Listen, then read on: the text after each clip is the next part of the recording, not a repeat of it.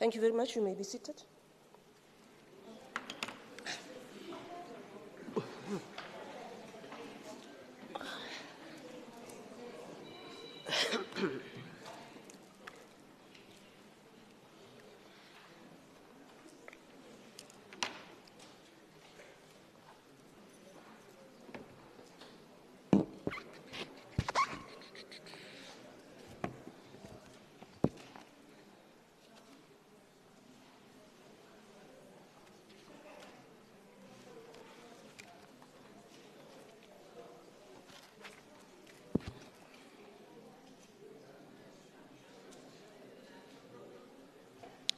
Okay, honourable members, good morning.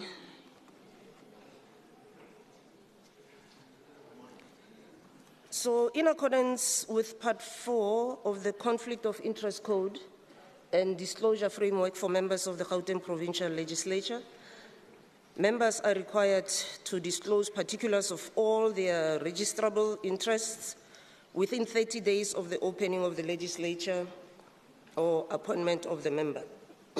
Excuse me. Noting the above, all members are required to complete and submit the declaration of interest to the Office of the Integrity Commissioner at the earliest convenience, and not later than the 30th of March 2025. The system will open from the 1st to the 30th of March 2025.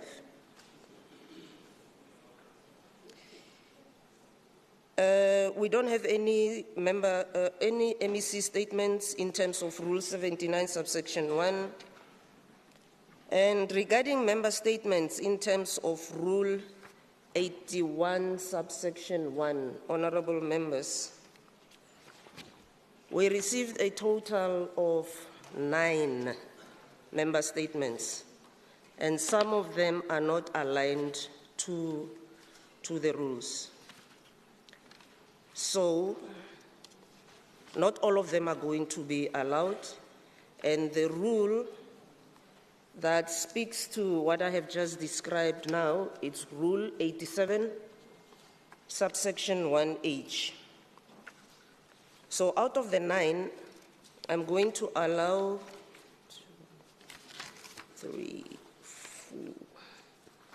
5 member statements. And then I will call them in accordance to what I have before me. A member statement from Honourable K. Chabalala is not allowed in terms of Rule 87, subsection 1H. The statement from, okay, I'll speak to those that are not allowed, and then we'll go to the statements that are allowed. Honourable Mfikwe, your statement is not allowed in terms of Rule 87, subsection 1H. I'm going to ask that you familiarize yourselves, please, with the rules. Member Mekwe, your member statement is not allowed in terms of Rule 87, subsection 1H. Member Ndlovu, your member statement is not allowed in terms of Rule 87, subsection 1.8.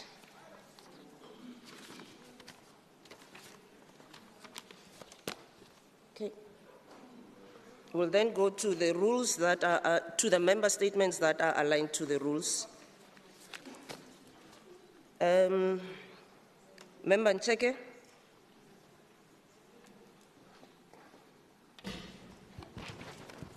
Thank you, Madam Speaker. In terms of Rule 81, please see below member statement. Madam Speaker, I stood in this House seeking assistance with the payments for suppliers of portable toilets serving informal settlements in Ekurhuleni. I have now escalated this issue to the South African Human Rights Commission. It is unacceptable that 45,000 toilet units, which cater for over 120 informal settlements in Ekurhuleni, currently face over 210 overdue payments. On Thursday, following the complaint to the South African Human Rights Commission, an inadequate payment was made. One supplier was owed 27 million and only received 1.5 million. The non-payment has put the company under severe financial strain. As a result, these suppliers are halting services on the 3rd of March 2025, which indicates that a disaster is imminent. On Monday, Premier painted a picture that Gauteng is working. However, the people living in informal settlements of Ekurhuleni who have to make their plans to relieve themselves don't share the Premier's view. They feel he and his government, the government he leads, are out of touch with their reality. And let me tell you, they are not happy with this violation of their human rights. And the ANC is stripping people of their dignity. However, it appears that ANC has learned nothing from the outcome of the 2024 elections. The electorate is now aware that selecting a DA government in Gauteng is essential for obtaining high-quality services, and they will certainly cast their vote because they want their dignity. I thank you, Madam Speaker. Thank you very much, Honourable Member. Honourable Engelbrecht.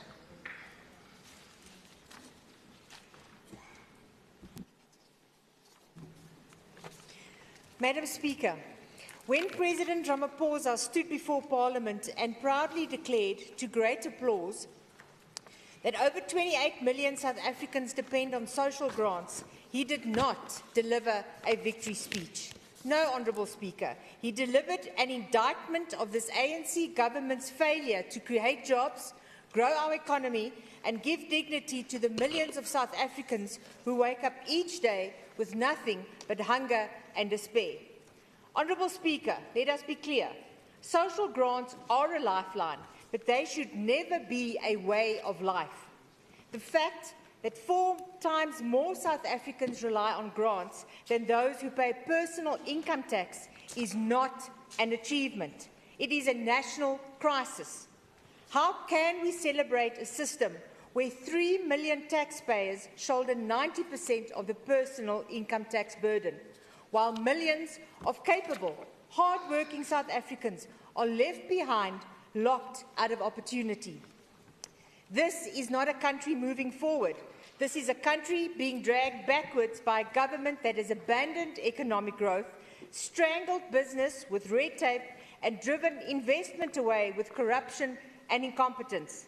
The President should have spoken about the 28 million jobs created, not 28 million South Africans trapped in dependency. He should have spoken of a thriving economy where people are empowered to work, earn and build their own future, instead of celebrating a broken system where more people receive than contribute. Honourable Speaker, the DA believes in economic freedom through job creation.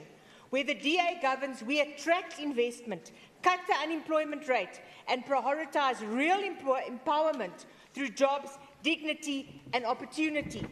The time for empty applause is over. The time for real leadership, real reforms and real job creation is now. South Africans do not want handouts. They want the dignity of work. I thank you. Thank you very much, Honourable Member. Honourable Tshisekedi.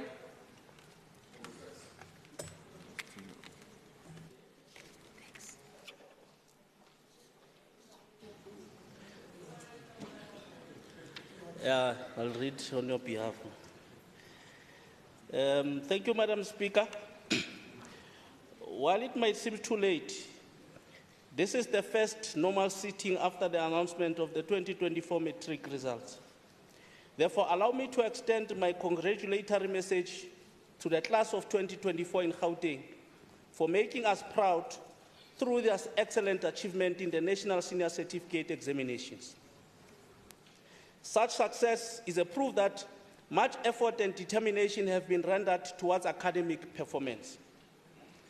In 2024, Gauteng recorded a remarkable 88.4% pass rate percentage and improved, increased from 85.4% attained in 2023. The progress underlines the efficiency of our students and enthusiastic teachers across both government and former Model C schools. Gauteng has always been one of the best performing provinces in the country significantly. In 2024, a total of 147 schools in Gauteng recorded a 100% pass rate, compared to 129 in the previous year, 2023. This excellence is a true testament to the commitment of our teachers and determination for both government and people nationally. Gauteng is ranked 3rd in the performance. This ranking indicates the seriousness that our province attaches to excellence in education. We would like to thank the parents and the teachers for their vital role in providing support to our learners during their examinations. Your input inspires learners in achieving of these great results. To the class of 2024, as you pursue your new opportunities, continuing your education or joining the workforce, remember to carry the driver and the persistence that has taken this far. The ANC-led government has also encouraged those who fell down to take this opportunity to improve their grades. We will continue to work tirelessly to advance excellence and opportunities for all learners to further their education pursuit. Let me extend our congratulations once more to the class of 2024. May your future be bright and successful. Thank you, Madam Speaker. Thank you very much, Honourable Sisedinyane. Honourable Moketi.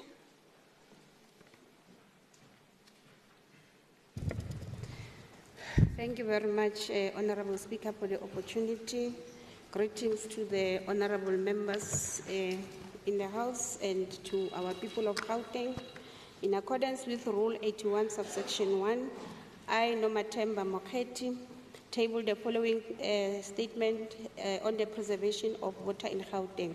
Madam Speaker, Gauteng is the economic hub of South Africa and is faced with a concerning water crisis endangering our people, their health, environment, and the economy at large. I rise today to commend the efforts of the ANC-led government to address the alarming challenges of water shortage in our province. Water is a right for all people, as set out in Section 27, subsection 1B of the Constitution, and the ANC-led government ensures that all persons residing in Gauteng enjoy this right. The Gauteng water shortage is complex, driven by population growth, urbanization, old infrastructure, and the impact of climate change. However, under the guidance of the ANC, the Gauteng Provincial government has moved to solve this crisis and deliver long-term water management in different forms. The ANC administration has concentrated on the investment in the upkeep of infrastructure through collaboration with municipalities and the Department of Water and Sanitation. There has been a huge investment in restoring and renewing water infrastructure. Water treatment plant has been renovated and old pipes replaced in a bid to reduce water losses and improve supply security. The largest upgrade by the Water in the Zeikerbos water treatment plant have enhanced its capacity to ensure that millions of water in Johannesburg and neighboring residents is saved. There have been public campaigns to promote the conservation that has been implemented by the ANC government. The Water Wise Gauteng campaign, for instance, has educated residents and companies alike to the importance of saving water. The campaigns have been implemented by the fitting of water-saving gadgets in public buildings and water restriction during the period of severe shortages. The ANC government has acted positively to conserve and restore our natural resources. Efforts of clean and restore rivers, wetlands, and dams have been made with a particular focus on pollution and illegal dumping. The Henops River Revival Project is an example where community stakeholders, government, and private sector collaborated to restore one of the Gauteng's most important water resources. Furthermore, the Gauteng ANC has also invested in a long-term solution for water security. This includes researching alternative water sources, such as groundwater and abstraction water reuse. Speaker, although there are challenges, the ANC government in Gauteng has shown its restore to tackle the water shortage crisis. Our actions are informed by the value of equality, sustainability, accountability, so that no community is left behind. I thank you. Thank you very much, Honourable Dr. Moketi. Honourable Miso.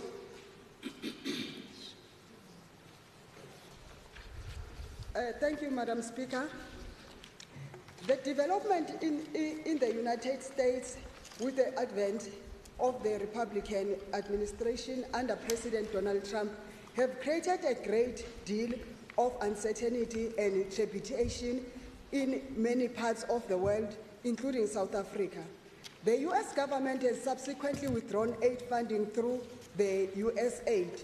The aid withdrawal of the PEPFAR, which account for 17% of the country's HIV/AIDS programs, is catastrophic setback in the fight against the pandemic.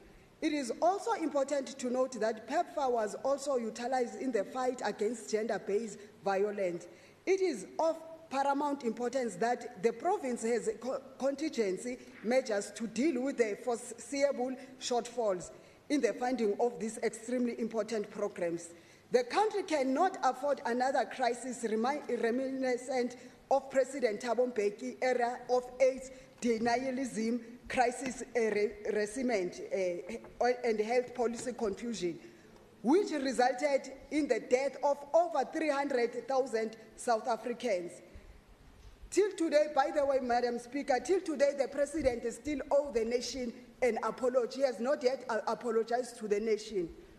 The US government has further threatened to remove South Africa from the African Growth and Opportunity Act, which is a provincial dispensation that allows South African export to access partner, therefore, to access the US market with zero tariffs. The US is our second largest trading partner, therefore our bilateral relations by exceptionally important to the economy of this country. In 2024, the US imported 270 billion rands worth of goods and services from South Africa. Gauteng as an economic hub is a strategic location for many of the US companies. Our trade relations provide employment and livelihood to hundreds of thousands of our people. The unpredictability of the current US foreign policy has potential to compromise the economic and trade stability with the United States. It is our view that the ramifications will be felt more in this province than anywhere else. The united consequences in this worst case scenario could potentially include the increase in unemployment and exacerbation of criminality, which is already at crisis level. It is also our considered view as Umkhonto weSizwe that the provincial government must collaborate with the national government in managing this potential economic risk. The provincial government must also formulate its strategies and examine various scenarios and possible intervention designed to shield our people from the detrimental effects of escalating tensions in the bilateral relations. I thank you. Thank you very much, Honourable Miso. Honourable members, motion without notice in terms of Rule 120, there's none. Giving notice of a motion in terms of Rule 121 also, we don't have any. Moving on to apologies, we have received the following apologies. Member S. Peters is not present due to family responsibility. Member E. More is feeling under the weather. Member Hicklin is also not joining us. Member Kunene will be arriving late. Member Nkomo Ralihoko will also arrive late. Member Dos Santos is also not joining the House today. Member Dlamini also is not joining the House today. Member Ramkopa is also feeling under the weather. Member Koma also is not feeling well. Member Maile is also not joining us due to family emergency. Honourable members, we have in the gallery several stakeholders who have joined the House today. We have 15 student community members from Hammanskraal, 15 students from the University of Pretoria, 15 students from Tshwane North College, Mamelodi campus, 15 stakeholders from Mitsweding area, 22 students from Tshwane University of Technology, Soshanguve campus.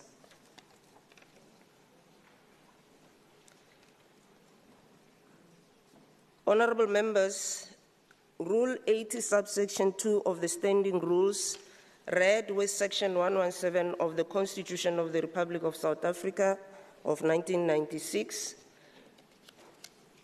on freedom of speech, states as follows: members of the Provincial Legislature have a freedom of speech in the Legislature subject to its rules and orders.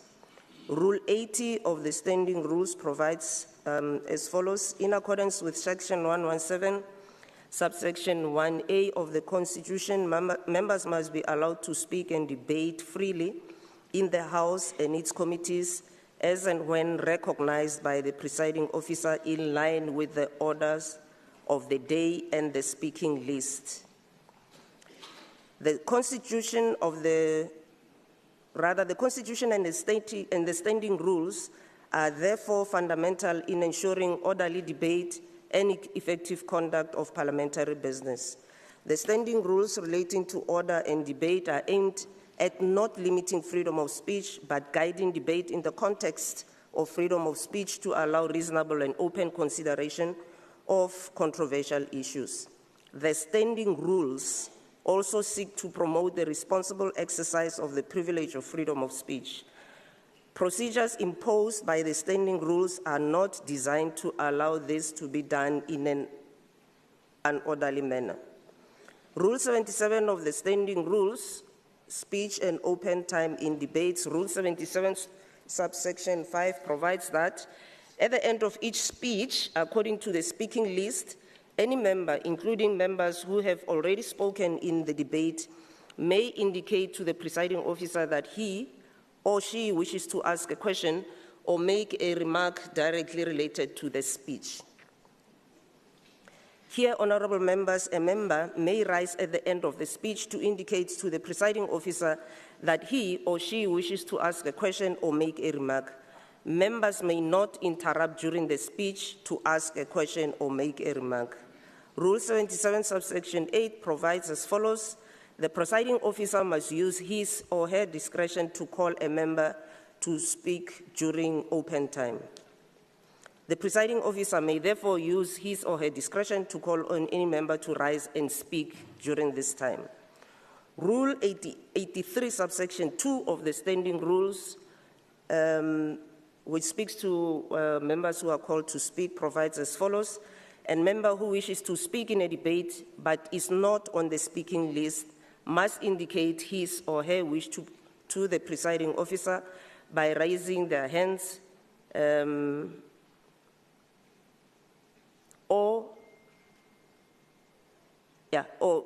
this provision we don't have here, so it's fine.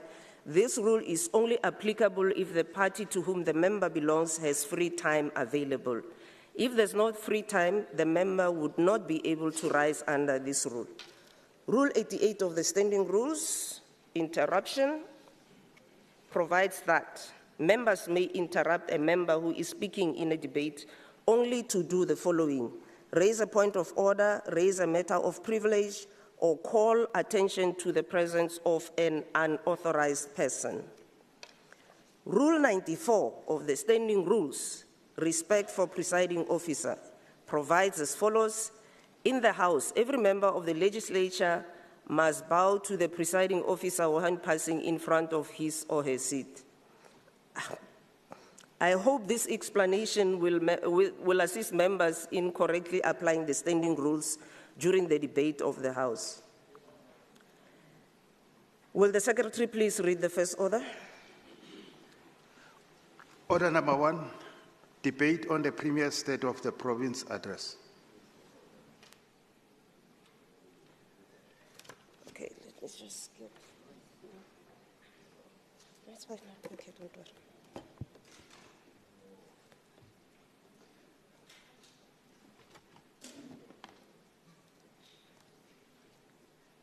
Relax.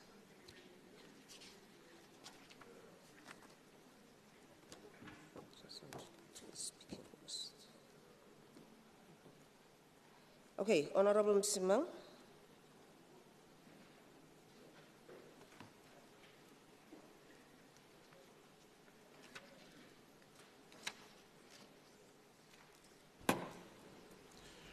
Thank you very much, Madam Speaker. Good morning to you. Good morning to Premier Lesufi. And may I thank him for being in here for once while the debate is actually taking place instead of being outside while the debate is actually taking place like it did last year. So let me thank him for that and thank the people of Gauteng for the opportunity that has been given to us to represent them here today and to make sure that we are able to then hold the government of the day to account. Madam Speaker, let me start by saying to Ndate Premier Lesufi, Oboso wena, of telling lies, Ndate Lesufi. Oboso wena, of telling lies that, we had to sit for an hour and a half, almost 2 hours, of listening to things that we have heard for quite a number of times and for years that have gone by, things that have been said from Menom Vulam Konyan, things that have been said by Premier David Makura, things that have been said by Ndate Brian Hlongwa, amongst others, who have been talking about quite a number of things that I'm sure myself and my colleagues will be talking to today. But I want you to know that Oboso, Yamaka. Let me begin by commending you, Premier Lesufi, for your amazing diagnosis of the challenges that are currently facing us, as you call them, the Gauteng 13 problem, or the Gauteng 13 problem, as you correctly state in your State of the Province address. You went as far as to unpack the problem and the challenges that are there. Not only were you spot on in terms of identifying these challenges, but you came across as someone who fully understood the impact of the problem that the people of Gauteng are facing. For that, I think you do deserve a 10 out of 10. But what makes, what was missing and what makes this thing very much interesting is that you never acknowledge the role that your government has played in creating these problems. And name any of the problems, I'll tell you how your government has contributed, in creating those. And this reminds me of what Kent Weavers wrote in a very compelling journal that is aptly titled "The Politics of Blame Avoidance." Weaver writes, and I quote, "Politicians are motivated primarily by the desire to avoid for unpopular actions rather than seeking to claim credit for popular ones. Incentives to avoid blame lead politicians to adopt a distinctive set of political strategies, including agenda limitation, scapegoating, passing the buck, and defection. And in this instance, we're talking about jumping off the bandwagon that are different than those that would have followed if they were primarily interested in pursuing good policies," close quote. These words were written over 30 years ago, perfectly describing what Ndate Lesufi's performance was during the 2025 State of the Province address this past Monday evening. While he was candid in addressing the 13 challenges, it was very surprising to hear Ndate Lesufi discussing these issues as if these are things that, he just landed in Gauteng and found in Gauteng, failing to acknowledge that he's been part of government when these things have been raised year in and year out. While we have raised this thing when you were a leader of government business, about the shortages of schools, about the shortages of adequate budget that relates to, infrastructure maintenance, about the lack of adequate planning towards addressing the issue of infrastructure management in Gauteng, around the issues of police who are now sitting without proper resources and also lacking in terms of the man capital that they require. You come here and you tell us as if these are problems that you didn't contribute towards creating. And this was a problem. One of the 13 problems that you identified is the failing infrastructure. Ndate Lesufi, you told us that in many parts of our province, bulk infrastructure has stalled, leaving promising projects unrealized and communities underserved. We are changing this, as you said, through a strategic partnership with the Gauteng Department of Infrastructure Development. Well, we can debate about the effectiveness of that department. You talk about GIFA and you talk about COCTA as those that are going to be at the driving center or at the center of driving these initiatives. But I want you to realistically come and tell the people of this House and the people of Gauteng, what has this three departments really achieved in the last 20 years that they have really been in existence? Have they really driven any meaningful change that you can point to and say this is what they have been able to then do? I think this is something that you owe the people of Gauteng. You continue to tell another lie and say that you have now 220 billion rand that you are going to be deploying in the next financial year that is going to be driving the infrastructure plan. Well, you only have 172 billion rand in the totality in terms of the budget, and yet only 10 billion rand of that can actually go towards capital expenditure. So I don't know where you're going to get the 210 billion rand. Maybe it's BIM Sagra BIM, and then somehow we're going to make sure that money do appear out of the blue.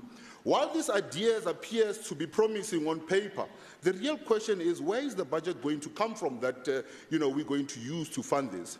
Furthermore, I've asked you, and I'm continuously asking you, tell us how the DID have been successful in implementing projects since its inceptions, and what can we look at in terms of the successes thereof. Tell me, what is the Gauteng Infrastructure Finance Agency ever really achieved? And to make sure that now going forward we can have trust that they will be able to then do what needs to be done. The less said about COCTA, and I'm not talking about you, MEC, we're now but I want to then say that the challenges that are there, and I've had meetings with you, I've said to you that until we have a situation where all municipalities are brought around a room, city managers, the mayors sit around a room, bringing honest reflection and bringing honest reports relating to the infrastructure backlogs, we're not going to be able to then address this. I can tell you of a number of municipalities that are not going to be able to meet their infrastructure capital investment requirements. Johannesburg is going to need over 200 billion rand. Tshwane is in need of over 160 billion rand. Ekurhuleni is about 140, 150 billion rand. And I don't want to talk about the smaller municipalities, which you know that they will not be able to then meet those, even if they stop doing anything else and take their resources towards just infrastructure management. They're not going to be able to do that. We have said this, and I'll continuously say this to you. Until such time as the provincial treasury understands with COCTA that they need to sit around the table and then say, what are the challenges? How do we then bring all our resources together? How do we then address these things, not in a piecemeal, but address these things as a whole? We will then be able to then address the challenge that we're sitting with of the infrastructure.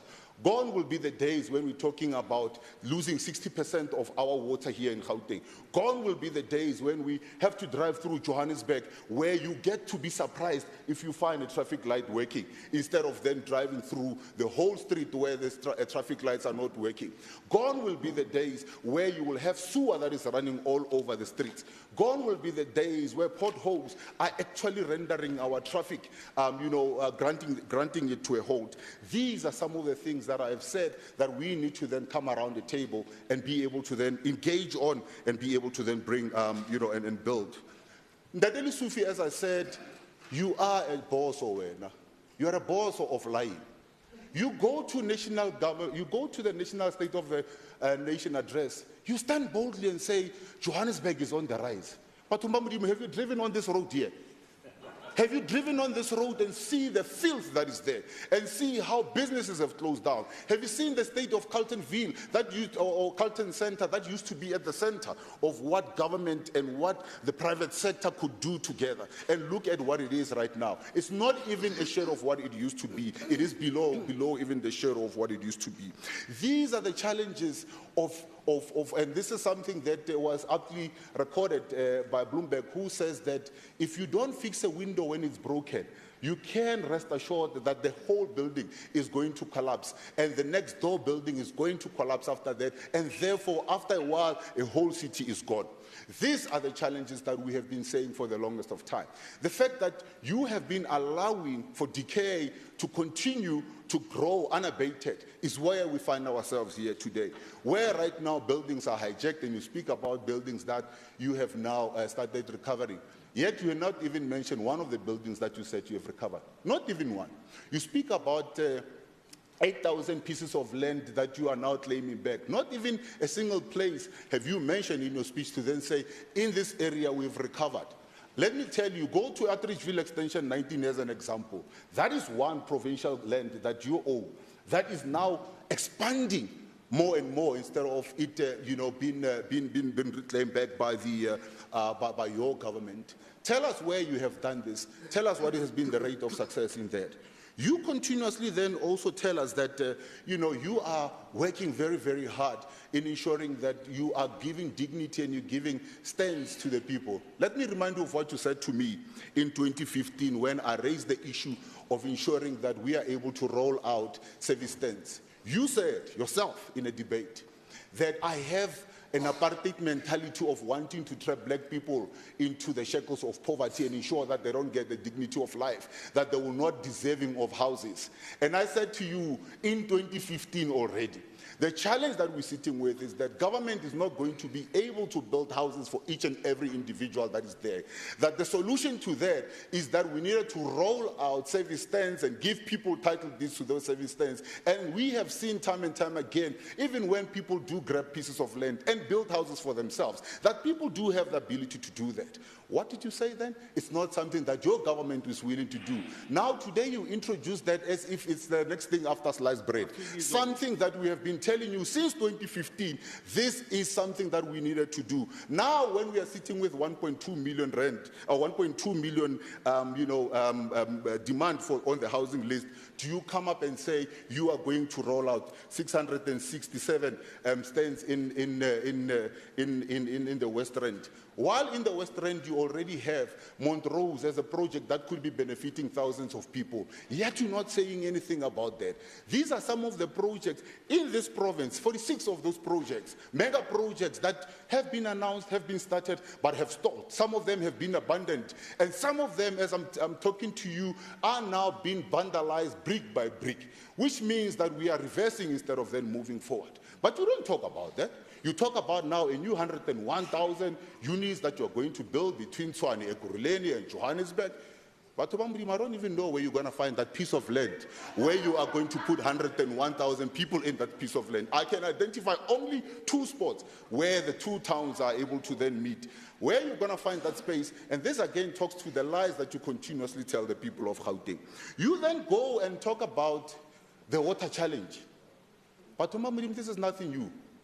We've been saying to you that Gauteng is losing a lot of water. 60% of the water that is coming from rainwater, we are actually then losing. Whether we are losing it to technical losses, burst pipes, whether it is people who are connecting illegally, but we are losing that. And that talks to the issue of how do we then get our infrastructure to a level where we're losing less and we are able to then save as much more, of this water. Assist municipalities in terms of the debt that they have with rainwater and so on and so forth. But then this is something that you were not willing to listen to when we were raising this up. And I want to then say to you that when you talk about rainwater and then you then say, no, we have the Lesotho Highlands Water Project that is coming and will be the rescuer of the challenge that we're sitting with. I want to tell you, again, you are telling lies. Because the problem right now is not the availability of water. Because our dams now and our rivers are staying at about 95, some of them over 100%. The problem that we're sitting with is the infrastructure to store that water and to actually be able to release the water to where it needs to then go. That's where the challenge is. That is something that you fail to acknowledge. And worse off, you make another blunder. You then say, an entity that has failed dismally, city power, You say this is an entity that is going to be responsible. Like what you said last year, you said Pick It Up is going to be responsible. But Tumamudim, where Pick It Up has the authority and where they are actually in charge, it's worse off than anywhere else. Come and walk the streets of Johannesburg and tell me how Pick It Up has been able to do anything significant here. But the challenge that we're sitting with is this. You're saying ESCOM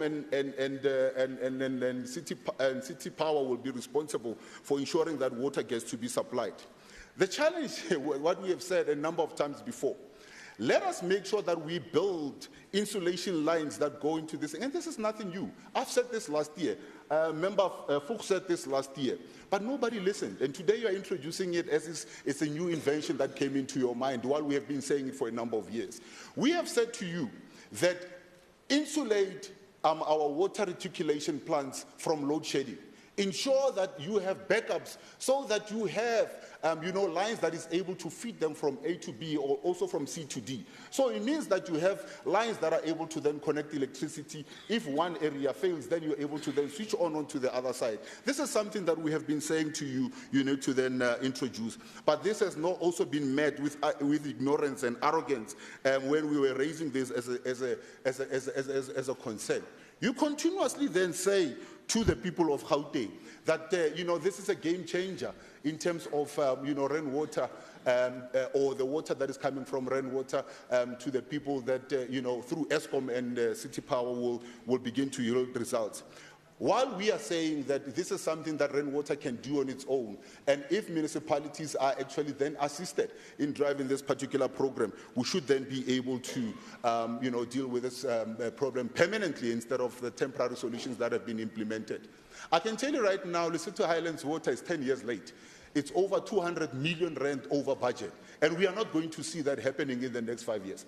I can guarantee you that, because when we had this presentation done from the rainwater, these are some of the things that they have said that budget constraints, these are things that they have said that from the government of Lesotho, there is still negotiations, and even from the communities in Lesotho that have actually ensured that the project doesn't roll out as quickly as it's supposed to be rolled out. So if the people of Gauteng are going to rely on the Lesotho Highlands Water to then become a savior, I think they will wait until Jesus arrives again.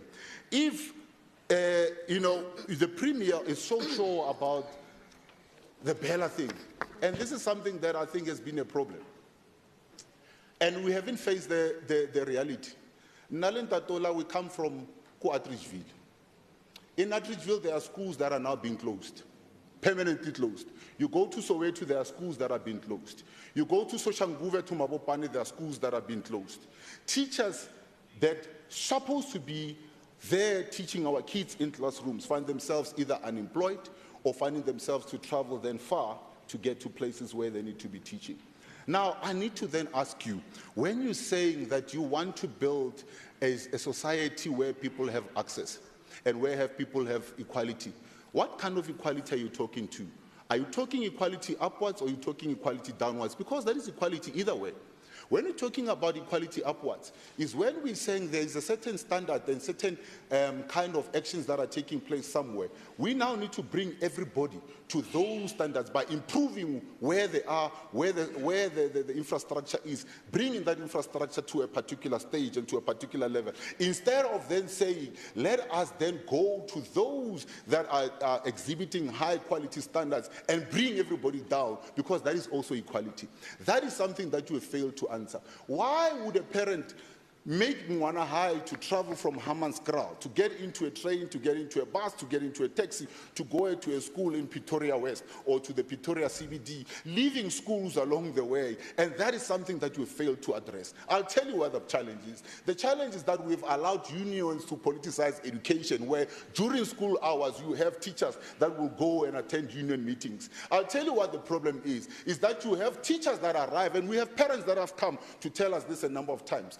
Teachers that arrive drunk to come and teach our children, and nobody's taking accountability of that. I'll tell you what the challenge is. The challenge is you go to Hammanskraal, you find schools that our children are still learning and having to go and relieve themselves in bucket toilets that don't even have doors. That is what the challenge is. And instead of you facing and owning up to those failures, you then want to point to schools where the governing bodies have done their utmost best to try and bring a level of quality and equality in those schools that they they have, you want to then target those and want to then drag them down. So that's when we argue about what the Bella thing is. It is not about the access into previously Model C schools. It's about how do you bring quality in where people are, and making sure that those services, making sure that that infrastructure investment that you would find in Boys High, that you would find in Layer School, Yakaranda, whatever the case is, you will find the same when you go to Patoheng in Matric, or you'll find the same when you go to Matric, but that is not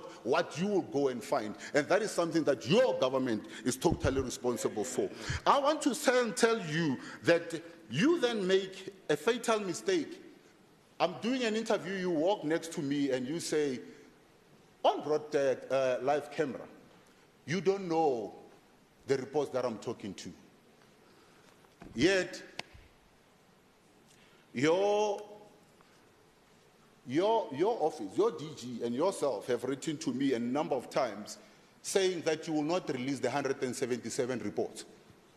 The 177 reports that we have given you all the reference numbers, we have given you the names of the reports, we have given you the details of what we're seeking for. You say to us, you are not going to give us those reports. Yet you come on TV, on national TV, and say to the public, you don't have any report that is outstanding. All the reports have been issued. I want to then say to you that you then continue to then say that, you are now dealing with the Anglo-Ashanti. I want to make this declaration to you today. You will give us the recordings of that meeting of the Anglo-Ashanti. Because we know that it's only the officials, the junior officials that are being charged with this. And what is very interesting is that there's no criminal charges for those officials. Because if you start them criminally, they will start singing like Pavarotis. They will tell us where the decisions to then implement those decisions came from. Because we know those decisions came from politicians. We know that in those meetings when it was decided that they needed to spend 500 million in Anglo-Ashanti, that decision was made by politicians. Yet it is junior ranking officials that are now being subjected to some kind of an investigation. If it is not the truth, then give us the full recording of that meeting where this particular matter was then discussed and decided on. And if indeed we can then go through the minutes and the recordings and find out there's no official that had been told by politicians, this is what we'll do, then we'll believe you. But until then, we're not going to believe you. I know that you're thinking that the matter of the 177 reports are just something that is going to die down. Let me make this assurance to you. It's not going to go down. No. Like what we did with the cadre deployment minutes, we will take this matter to the last court until we have this report. And don't even think about redacting the reports, because we have some of the reports, but we want you to put them officially on the table so that we are able to then get to the bottom of the corruption that has been taking place, the maladministration that is taking place, the billions of rents and where it has flown to. That's what we are going to get at the end of the day, however long that it takes us. I want to then say to you that you speak about the roads and transport and say that, we are now going to invest. And I've said this to you since 2023. Don't talk about fancy ideas if you haven't really addressed the basics. You talk about fancy things, but you haven't addressed the basics. You don't tell the people of Gauteng that you have cut 297,550,000 out of the roads and transport budget. Yet you're talking about new roads that are going to be built. Yet you're talking about this new infrastructure that is going to be rolled out. You're talking about a train that is coming from Polokwane here. Yet at the same time, we are failing to maintain our own roads that are here. So deal and take care of the basics. Then we can, know that you are serious about what you have been saying. You talk about the teacher assistants that are going to be deployed. You fired 32,000 teachers last year, refused to renew their contracts as the department said that they didn't have a budget for it. And now you introduce something and say, no, we are in the process of employing 32,000 teacher assistants. Why did you fire them in the first place? If now you are coming to then say this is what you're going to do, why did you fire them in the first instance? We are facing 2.66 million unemployment challenge here in Gauteng. 34% of the people that should actually be employed in Gauteng are not being employed. Of that, 602,000 rand are now becoming discouraged job seekers. And yet you're telling us of 1 million jobs that you are going to create, while you failed to employ the Mapanyazas on a permanent basis, as you so grandiosely announced last year during the State of the Province address. 2 days later in the same house, sitting right there, you denied that you ever made that commitment. And I want to say to you, I want to then say to you, you talk about homelessness. You say that Gauteng is leading in dealing with the issues of homelessness. You say that in Gauteng, we are leading in terms of providing shelter, trucks that are going to have showers in them and all of that. What you don't tell the people of Gauteng is that your own government is actually shutting down some of the shelters. Your own government is actually shortchanging the money that goes to these entities as in terms of grants. What you don't tell the people of Gauteng is that when you talk about the drug and substance abuse, that your own government has shut down 5 of the NPOs that is providing 246 out of the 571 beds that are across Gauteng when it comes to then dealing with the issues of drug and substance abuse. If you think I'm lying, go and talk to the Westfield Clinic. Go and talk to Mpilweni Treatment Center. Go and talk to the Freedom Recovery Center. Go and talk to Jamila Rehabilitation Center. Go and talk to the Golden Harvest. And you will know that what you have been promising people and what you said on Monday doesn't match what your actions in government is actually then doing. So I want to then say to you, Premier Lesufi, you have been lying to the people of Gauteng and selling them lies. You told, last year we came to the State of the Province address. I felt like I was at Pretoria Showground when Pretoria Showgrounds was at its peak. While you displayed all these things that you are saying government is ready to roll out, you promised us 1,800 drones. Of those, according to your own reports, only 33 have been procured. And of those 33, only 1 has got authority from the South African Civil Aviation Authority. And also, the Auditor General is raising that 10.8 million rand that has been sent as a regular expenditure. So again, we have a premier that shoots from the hip, but really then starts then thinking about the consequences of what is done afterwards. Because of DG, once the decisions have been told and these announcements have been made, he's told to go into the departments and get the departments to then implement, even if it means that those officials are going to be breaking the law going forward. That is something that the people of Gauteng needs to then know. I want to then say in conclusion that the DA has consistently highlighted the issues that you have said as part of the G13. And we have addressed these concerns in the past. And we have tried to reason with you, to raise some of these things as proposals. And we have been met with arrogance. We have been met as, as if there's a brick wall in front of us, where because it's not coming from the comrades, it's not coming from the cadres, we cannot be listened to. We have told you how we can provide some of the solutions, how we can work together. I've met with a few of your MECs. But the problem is that when we talk about solutions, if it doesn't benefit the comrades, you guys don't want to listen. You don't want to implement. I want to say to the people of Gauteng, we are on our own. There's nothing that is going to change. There's nothing that is going to improve your life in the next year or the next 5 years. The next thing that you have to do is to make sure that you get yourself to get rid permanently of this government here. I thank you. Thank you very much. Honourable Msimang, Honourable Makubela. Thank you very much, Madam Speaker, Honourable Premier, leaders of all political parties that are represented in this House, the members of the executive, the people of Gauteng. Madam Speaker, let me rise to express my gratitude for your choice of the venue for our SOPA this year. It was illuminating to see an entanglement of the public and private sector investment coming into fruition and moving from one stage to the next with ease and with great economic spin-offs and opportunities, which includes much-needed jobs and the immersion of the previously disadvantaged into the mainstream economy of our province.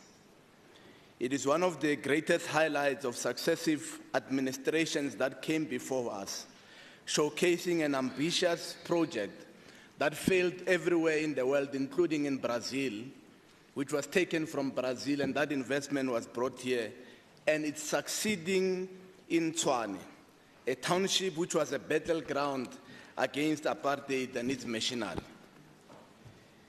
The Tshwane SEZ, Madam Speaker, is a dream realized, and it's a vision achieved. And that's how all of us, I believe, felt. T.S. Roberts says that all men dream, but they do not dream equally. Those who dream by night in the dusty recesses of their minds awake in the day to find it being vanity. But the dreamers of the day are dangerous men, for they act their dreams with open eyes to make it possible. And the How Train, as well as the SEZ at Tshwane that we went to, is part of those dangerous men who dream by the day. And Honourable Premier, what you delivered was a dream that all of us must embrace. I want to divert from how we normally conduct debates in this House. And I will explain why I want us to divert from that. I believe that everything that was achieved by successive administrations was done so through a united House, and both members from both sides of the aisle, through the support and the dexterity of every member of the legislature. Honourable Premier, the vision you painted will not be achieved if this House is divided, if there are those who believe that the only way to best serve our people is when they are in the executive or occupy a leading role. Honourable Msimanga, recently I attended the graduation of our former maths and science teacher. He had invited me as a speaker, Mr. Daumang. He was graduating with a PhD in mathematics, and that's why our school is the top school now in mathematics in Tshwane. He said something that was striking. He shared a story of which was titled, "Whose Job Is It Anyway?" And this is what he said, I quote. This is a story about 4 people named everybody, somebody, anybody, and nobody. He says there was an important job to be done and everybody was sure that somebody will do it. Anybody could have done it, but nobody did it. Somebody got angry about that because it was everybody's job. Everybody thought that anybody could do it, but nobody realized that everybody wouldn't do it. It ended up that everybody blamed somebody when nobody did what anybody could have done. And this is what we do all the time. And let me explain it maybe in the words of a Marxist-Leninist, Thomas Sankara, who was trying to say what Mr. Daumang said, Dr. Daumang now. He says that a revolution is not a public speaking tournament. A revolution is not a battle of fine phrases, of accents. Our revolution is not simply for spouting slogans that are no more than signals used by manipulators, trying to use them as catchwords, as code words, as a foil for their own display. Our revolution is and should continue to be the collective effort of revolutionaries to transform reality, to improve the concrete situation of the masses of our country, close quote. So said Sankara. Honourable members, I want to warn you, the blame game will sink us, and it will sink this province. It will fuel, honourable members, it will fuel what we see in the public service, something that President Thabo Mbeki warned us of in 2004, when he said that, I quote, "We must be impatient with those in the public service who see themselves as pen pushers and guardians of rubber stamps, thieves who are intent on self-enrichment, bureaucrats who think they have a right to ignore the vision of Batopele, who come to work as late as possible, who work as little as possible, and knock off as early as possible," close quote. The divisions of this House create that situation where pen pushers continue to delay projects, continue to implement a well-crafted visions of those in the executive and visions of the Premier and members of this House. I desire to underscore on a simple thing, Honourable Msimang, on crime. No amount of police, we can take all our budget and put as many police as we want, bring technology to fight crime. But for as long as we are not going to come together, as crime is a societal issue, we are not going to come together as bipartisan members of this House, joining hands with members of society, community, civil society, as well as the private sector, and joining in the war against crime. We are not going to be able to win that particular battle. If this House is divided, no amount of sloganeering will stop the destruction of our infrastructure. It won't. As long as we continue to quiver, criminal and bicker and engage in petty political squabbling on who is better than who and who can do a better job than the next person, we are not going to be able to resolve the destruction of our much-needed infrastructure. I thought you listened when the Premier explained, and that explanation does not come from him. Unless we want to question what rainwater said officially, and no one, even water technologists and those who studied the water, have not even disputed it. The source of the challenge that causes the water challenges in our province. When he said that we have problems in 2 pumping stations, and those pumping stations have to be resolved. And part of the problem with the 2 pumping stations is vandalism. If this House doesn't come together and remains divided as it is, our people will remain divided. And they will see the problem being us who are seated here. When a person can't find a job, when we can't produce the brightest learner who we applauded, all of us, who was produced by successive administrations of this particular government. When we meet women who are raped, when people become victims of crime, when we hit potholes ourselves, it is the failure of all of us. It is not the failure of individuals. It is the failure of all of us, one, to hold each other accountable and to come to this House. And to come to this House and to do what the rules provide. That when we debate, it must become a festival of ideas. That you must come up with ideas, not the blame games that we are well accustomed to. How things are failing, where there are challenges. And that's why many members of this august House were quite offended when they saw a project which was working. And I think that the next project, the next SOPA, Madam Speaker, or even the House sittings, we must take them to all these projects. Sometimes next time, maybe the House meeting, a simple House meeting, must be taken to one of the state-of-the-art clinics that have just been opened in Mamelodi. When even the private sector fails to even resource a clinic with such resources. And this is what we need to change.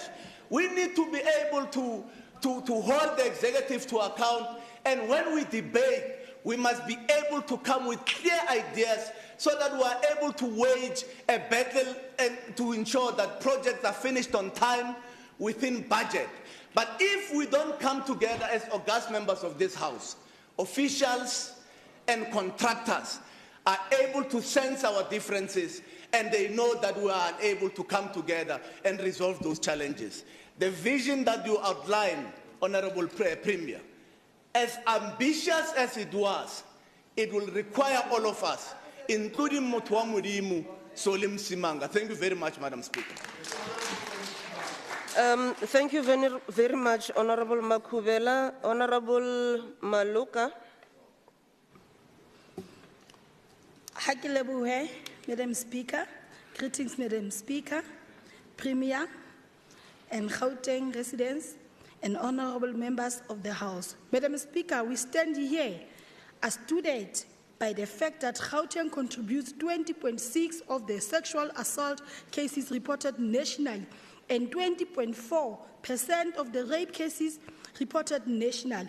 But what is even more surprising is that the Premier continued to buy nice uniforms and expensive cars for his Amapanyaza units, whose work has not statistically had significant reduction to crime. While we are happy for the families of those benefiting from the employment of these young people, our happiness cannot be extended to the family of Ntobe Nzima, a 5-year-old girl whose lifeless body was found after he had been raped in Duduza last month. Madam Speaker, unfortunately, our happiness cannot extend to the Kipler family who lost their daughter less than 3 months ago after she was shot by her partner. The truth is, Premier, instead of creating a comprehensive gender-based violence combating strategy, the Premier has invested in skewed police visibility campaign. The units you have introduced, Premier, are called Amapanyaza, simply more than a sign of reducing crime. The people of Gauteng see them as vanity project that you have embarked on, to remind them every day that you are the Premier of the province. As the economic freedom fighter, we are here strongly opposed to the Premier and scientific approach to combating crime. The fact that the Premier thinks 3 helicopters and 37 drones is going to reduce crime is embarrassing, to say the least. As the EFF, we have repeatedly called for a two-pronged approach in Gauteng. Firstly, the eliminating of conditions that allow crime to occur and apply of intelligent system in detecting crime for the alternate deterrent crime prevention strategy. The idea that surveilling criminal syndicates is an answer to the end of certain types of crime is miscalculated. The Premier must adopt the EFF police when it speaks to the strengthening of the process that takes place from when criminals are arrested, suspect and criminal prosecution. The fact that the Premier makes absolutely no comment on the ability of criminal investigations to be done in such a manner that all those arrested are arrested with clear, full prosecutorial intent in mind simply means to us that the Department of Community Safety is interested in posting sting operations on Twitter more than they are interested in making sure that these criminals are behind bars. Madam Speaker,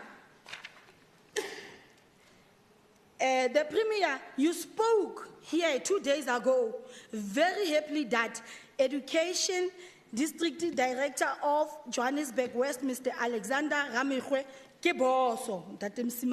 for this district impressive performance in the previous year. We would like to ask you now, Boso Kimang, when those who stole over 500 million in public funds at the Anglo Gold Ashanti Hospital are not behind bars.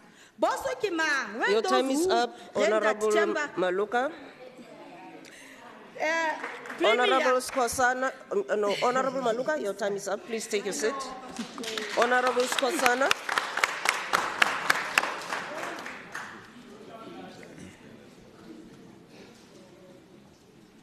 Honourable Speaker, the Premier of Gauteng, Honourable Yusufi, Honourable members of the Gauteng Legislature, the people of Gauteng, I greet you all. Let me start by extending my special greetings as well to the one and only remaining warrior of the revolution of people, the people of South Africa, Jacob Ketehlekisi Zuma, for providing us with an alternative political home when we were sacrificed by the erstwhile trusted African National Congress. We say, besingaba yini ngaphandle kwakho mhlanganyelo.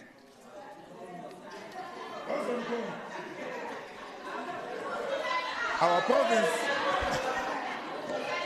Honourable members, order. Honourable members. Proceed, Honourable Skosana.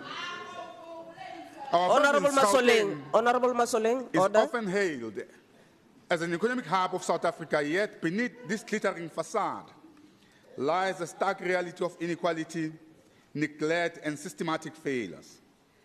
The State of the Province address was less than convincing to the people of this province about government's commitment to deal with large housing backlog of the province. Over 1.3 million people that are still on the waiting list are not yet attended to. At the current rate of construction, including the initiatives that the Honourable Premier announced, it will take us about 158 years to clear this backlog. This is absolutely unacceptable. This crisis is further compounded by the ongoing SIU investigations of corruption allegations in the Department of Human Settlement here in Gauteng. The unfinished housing projects in Tembisa, the housing project in Katuras and Vosloorus, and those in Akasha and Tshwane sadly represents the broken promises of our people. Umkhonto weSizwe Party therefore remains deeply concerned about the government's capacity to meet this fundamental right to decent shelter and human right that remains a distant dream for many of our people in this province. Honourable Premier, your SOPA address also fell short of providing decisive measures to intervene on behalf of thousands of black families who are denied financial assistance and home loans, particularly by the banking system that continues to perpetuate racial discrimination. The MK Party is convinced that long-term solution for this challenge is the radical transformation of the financial services sector and the reconfiguration of its ownership patterns to reflect the demographics of this country. The MK Party further demands demands a decisive and meaningful intervention from government in this regard. Honourable Premier, I want to draw your attention to this acronym MAWIGA.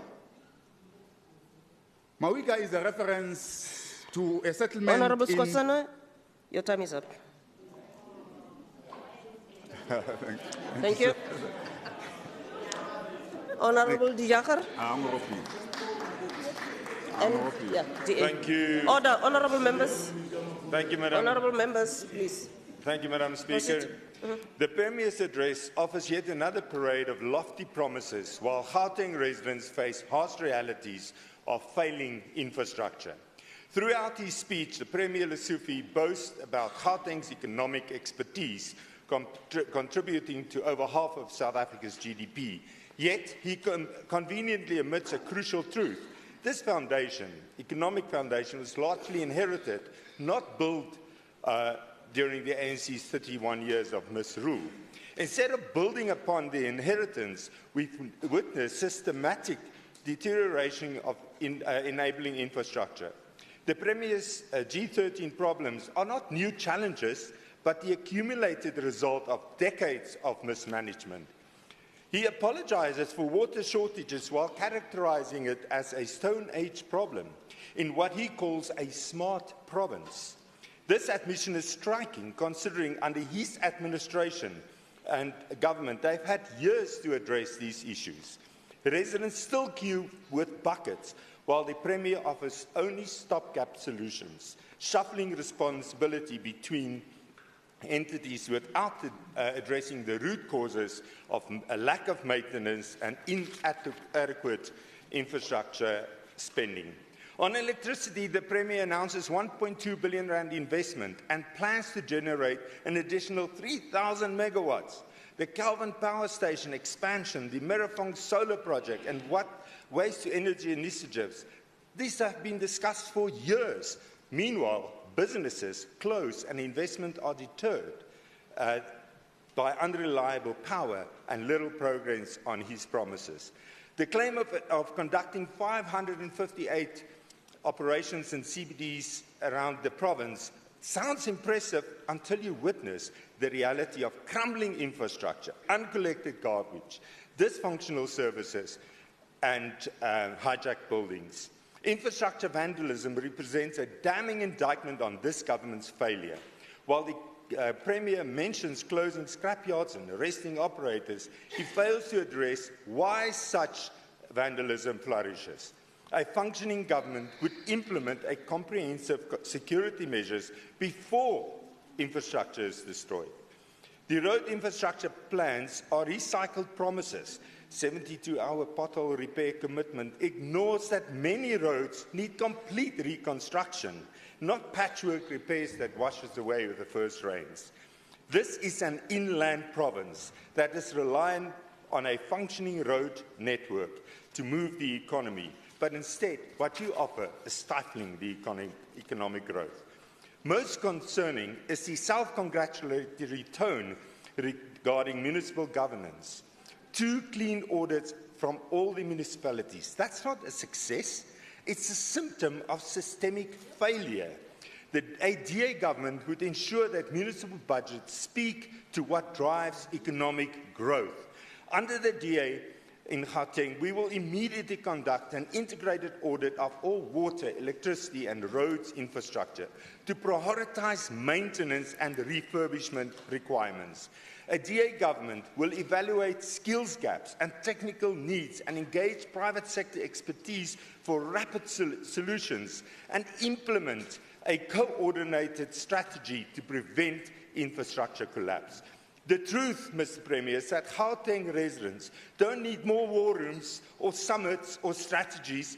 They need functioning taps, reliable electricity, safe streets and intact roads. So until you acknowledge these failures Your time is up, that Honourable stem from Dijaga. mismanagement, lack of accountability and prioritizing Honourable Dijaga, your time political is up. appointments over competence, we will continue to hear your recycled grand promises and underwhelming delivery. Thank you. Honourable Ngubeni. Honourable Speaker, Premier, members of the Legislature and the people of Gauteng, Dumela. Today we stand at the crossroad, Honourable Speaker. We can either continue the cycle of empty promises or selective enforcement, or we can show bold leadership and take our inner cities back from criminal syndicates, illegal operators and lawlessness. The Premier's SOPA attempts to paint a picture of progress. But let's be honest, our inner cities are in a crisis. Johannesburg, Tshwane and Ekurhuleni, once economic powerhouses, are now crime-infested, hijacked and overrun by illegal businesses that undermine law-abiding South Africans. Honourable Speaker, revitalizing our inner cities is not just about infrastructure. It's about restoring law and order. But that requires something this government has lacked for years: political will and decisive leadership. It is undeniable, Speaker, that illegal immigration fuels lawlessness in our inner cities. When individuals enter the country illegally, without documentation or accountability, they become easy recruits for criminal syndicates that hijack buildings, run illicit businesses, and defy our laws without consequence. In Tshwane, under Executive Mayor Dr. Nasipi Moya, working very closely with the ANC, EFF, and other parties in that coalition, we have seen what is possible when leadership is willing to act. Illegal operating shops, scrapyards, unregulated businesses have been shut down. Crime rings linked to counterfeit goods, drugs, and human trafficking have been dismantled. That is a political will in action. Yet in Johannesburg and across the province, government watches from the sidelines, allowing this lawlessness to spread like wildfire. This must stop, Premier. We need decisive action, and we need it now. Honourable Speaker, the disrespect that illegal foreigners show towards our laws and law enforcement agencies is unacceptable. When the police raid illegal establishments, they are attacked by mobs, often by those who should not even be in our country. When bylaws are enforced, criminals simply return the next day because the government lacks the courage to see operations through. When our citizens try to reclaim the communities, they are told they are xenophobic instead of being protected by their own government. This is not xenophobia, Honourable Speaker. This is law and order. Gauteng cannot be a free-for-all for criminals while South Africans are forced to live in fear. We are saying, Premier, let's see a radical shift in our approach. If we are serious about inner city revitalization, we need more than just CCTV cameras and operations for the cameras. We need a permanent, integrated law enforcement plan that tackles crime at its source. We can't have no-go zones in Gauteng. There's no such thing as an area where the police cannot operate. If criminals control that part of our province, then the government has failed. Illegal businesses must be shut down permanently. The Tshwane model of institutionalizing these operations must be expanded province-wide, with illegal operations shut down and their assets seized. Hijacked buildings must be expropriated and repurposed. The days of slum lords and crime bosses profiting from illegal rentals must end. These buildings must be reclaimed for affordable housing and economic development. Border control must be strengthened. We need Home Affairs to work closely with SAPS and municipal law enforcement to arrest and deport illegal immigrants involved in crime. Community policing is also very important. We must restore law enforcement credibility by empowering our communities to work with authorities in rooting out criminals. We must be clear, Premier, citizens are not the enemy, criminals are. Honourable Speaker, we cannot continue on this destructive path. Gauteng cannot become a failed province where foreign criminal syndicates, corrupt officials, and weak leadership allow lawlessness to thrive.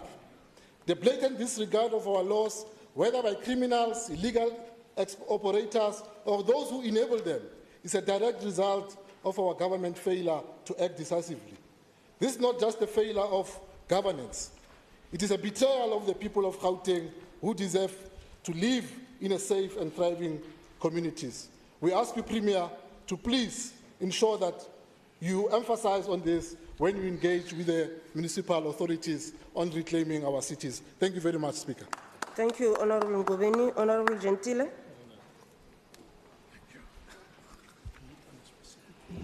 Somlomo walendlu yowisomthetho inkulumbuso yaseGauteng abaphathiswa bonke bamasebe eliphondo umbhexeshi oyinhloko weqela elilawulayo amalungu onke ahloniphekileyo alendlu abahlali kuzo zonke ikona zeliphondo ngalentsasa molweni. Madam Speaker, 9 months ago, the will of the people through an electorate placed the leadership of this province and this country in the hands of a collective parties in what led to a formation of government of provincial unity. Just like nature, elections have a way of teaching us profound lessons, especially if we are to take time to observe and reflect. Lessons in our case are of coexistence and recognizing the different views of diverse political parties within government. President Matamela Ramaphosa correctly puts this when he says, what brings us together is the overriding commitment to a joint national effort to reconcile our nation and to improve its well-being. This point is also emphasized by Haile Selassie of Ethiopia when he says, history teaches us that the unity is strength, and he further cautions us to submerge and overcome our differences in the quest for common goals. Madam Speaker, I want to congratulate the Premier on the thoughtful, powerful, well-delivered SOPA that is in touch with the realities of our people in this province, but on him further going to propose solid solutions to all identified challenges that our people face. No matter the amount of popularity seeking, virtue posturing can beat the actual execution, because this is where the tire hits the tarmac. It is the consistency of actions that show the true character, Premier, and not the decorated speeches of armchair critics. Madam Speaker, in August 2024, on the occasion of the first SOPA of this administration, the Premier said, we can embark on an ambitious program to create jobs, fight unemployment, but if we do not defeat the scourge of crime, all these will remain a pipe dream. Crime and corruption remain a fungus on the soil of our society in this province. For this reason, fighting crime must be the apex priority which commands urgent attention of this provincial government. The Premier has reassured the people of this province to continue to ramp up measures to drastically reduce crimes, and the commitments made to arrest the rapid increase of land invasions and illegal mining, to stamp out drugs dealing and drug use, to eliminate the culture of hired killings in Kabi in hostels, to eradicate the possession of illegal firearms, to prevent car hijacking, but also to empathetically protect children, women from perpetrators of gender-based violence, kidnappers, and human traffickers. And this must be done in accordance to the 6 pillars of the NSP on the GBV. The Premier has invited municipalities and the private sector firms to join law enforcement agencies and provincial government in this epic battle for the soul of this province. The process of improving the coordination and the integration of this operation has already begun. Honourable members, the deployment of the hundreds of visible policing vehicles, helicopters, the drones and in high crime areas are also linked to the interim command centers that are working closely with other law enforcement agencies. This points to the progress that this government is making in continuation of the work started by the 6th administration. Additionally, thousands of e-panic buttons that were distributed to the citizens are part of the e-policing initiatives. The plan to overhaul the vehicle number plate regime to disrupt the involvement of vehicles in criminality is also underway, as mentioned by the Premier. But, Madam Speaker, the people who say that this administration is not giving measurable updates must be really suffering from selective amnesia. In the SOPA earlier this week, the Premier reported the efforts of appointing wardens, establishing an air wing with 3 helicopters, introducing panic buttons, and pointing out our province with the CCTV cameras have already yielded results. As the last crime statistics released by the Minister of Police recently have shown a drastic decline in major crimes in our province. Working closely with other law enforcement agencies, the Premier will be signing a memorandum of cooperation, as you would have indicated, with the police municipalities to ensure effective crime fighting and that each municipal law enforcement agency will be able to operate across boundaries. This is all in recognition of the fact that nothing is more devastating to a community than an out-of-control crime. Honourable members, Amilcar Cabral teaches us that we must not tell lies and claim easy victory. And the truth is that we have heard in the SOPA 558 anti-crime operations were conducted in the CBD across our province. The installation of the cameras monitored through the interim command center in the small street have now come into full force. These efforts have already seen 21,000 license number recognition hits, over 6,000 crime dispatches, more than 800 vehicle interceptions, with 256 vehicles of interest impounded and 148 arrests. So numbers indeed don't lie, Premier.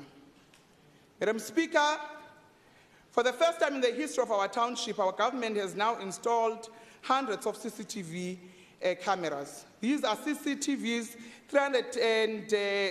cameras, 300 in crime hotspot areas, 6,000 CCTV cameras feeds across the province in partnership with Vumakem.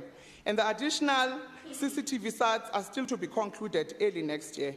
Today, the distribution of 2,000 manual panic buttons and over 100,000 subscribers who have downloaded the ePanic app are benefiting from this process. And the total number of call-outs received as a response from the app are sitting at around 49,000, with an acknowledgement response of around 3.5 minutes. It's the late President Mandela that reminds us that safety and security don't just happen. They are as a result of collective consensus and public investment. We owe our children, the most vulnerable citizens of our society, a life free of violence, and all of us must be committed to it.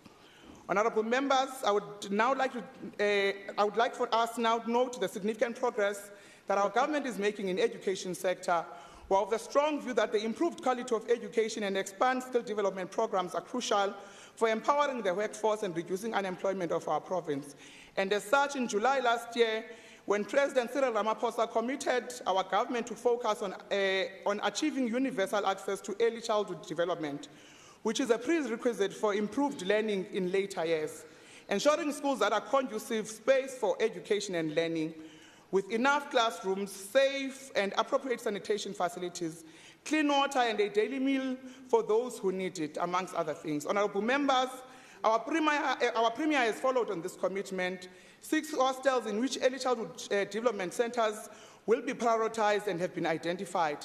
And this intervention will eventually be expanded to 15 more hostels across the province. The expansion of this comprehensive educational improvement programs is done through the implementation of the language and reading improvement and maths program aimed at addressing the challenges of our children who cannot read for meaning. Quality public education is key to empowering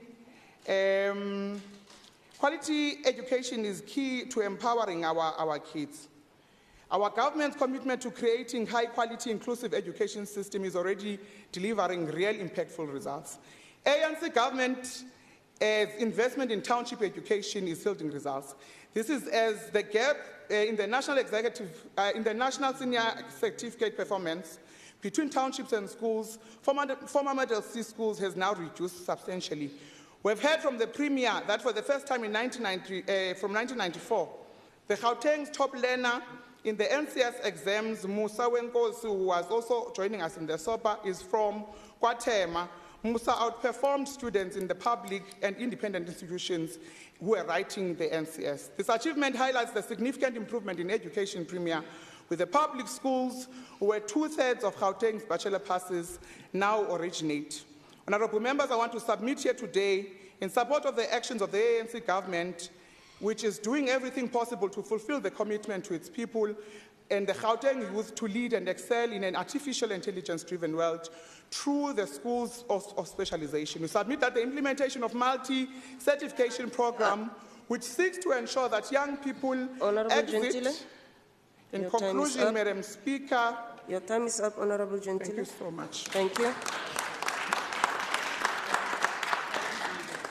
Honourable members, can we just please be orderly? Do not remind me of the time I have right in front of me, what time is allocated to the members, and I'm keeping my eye on it. So let's keep decorum in the House. Do not respond to the Speaker. Thank you. Honourable Rasidingwane. Thank you, Honourable Speaker, members of the Gauteng Legislature, the people of Gauteng Province, Ndimacheroni. Honourable Speaker, this government has the audacity yet again to promise 18 new schools, yet it has failed to complete the ones it has started. The 2.5 billion set aside to build 18 schools, a so-called path-breaking project under the government messy project management track record. This is not an investment in education, but a guaranteed jackpot for mismanagement and corruption. Gauteng is filled with ghost of failed school project. Building that school should be places of learning, but instead that stand as monument to the government incompetence. Relibokile Secondary School, Honourable Premier, your government has left the school ghosted and it continues to sink deep underground. Lakeside Primary School, 55 million later, the school is still in crisis. How does government spend so much and leave the school with even more problems? Simpato Secondary School, your government yet again, Honourable Premier, had delayed the completion of this much-needed project. Riboni Laga, leading to children in this community subjected to overcrowded classes and denied the dignity of proper education because your government, Honourable Premier, cannot manage the project or hold anyone accountable. If your government was serious about solving the school infrastructure in this province, you would have stood in front of us on Monday and announced concrete plans to fix this mess first, plans to fast-track every delayed project, and plans to hold every failed contractor accountable. But yet, you stood in front of us and promised and made just more further announcement. Because when announcements are made, billions are allocated, schools don't get built, but bank accounts do. Learners don't get classes, but contractors continue to get paid, while officials celebrate another grand announcement. A DA-led Gauteng government will dissolve the incompetent Department of Infrastructure Development and ensure that education is responsible for building its school. Your The time department is up. has... Honourable Rasidingwane, it's time. Thank you. Honourable Evans.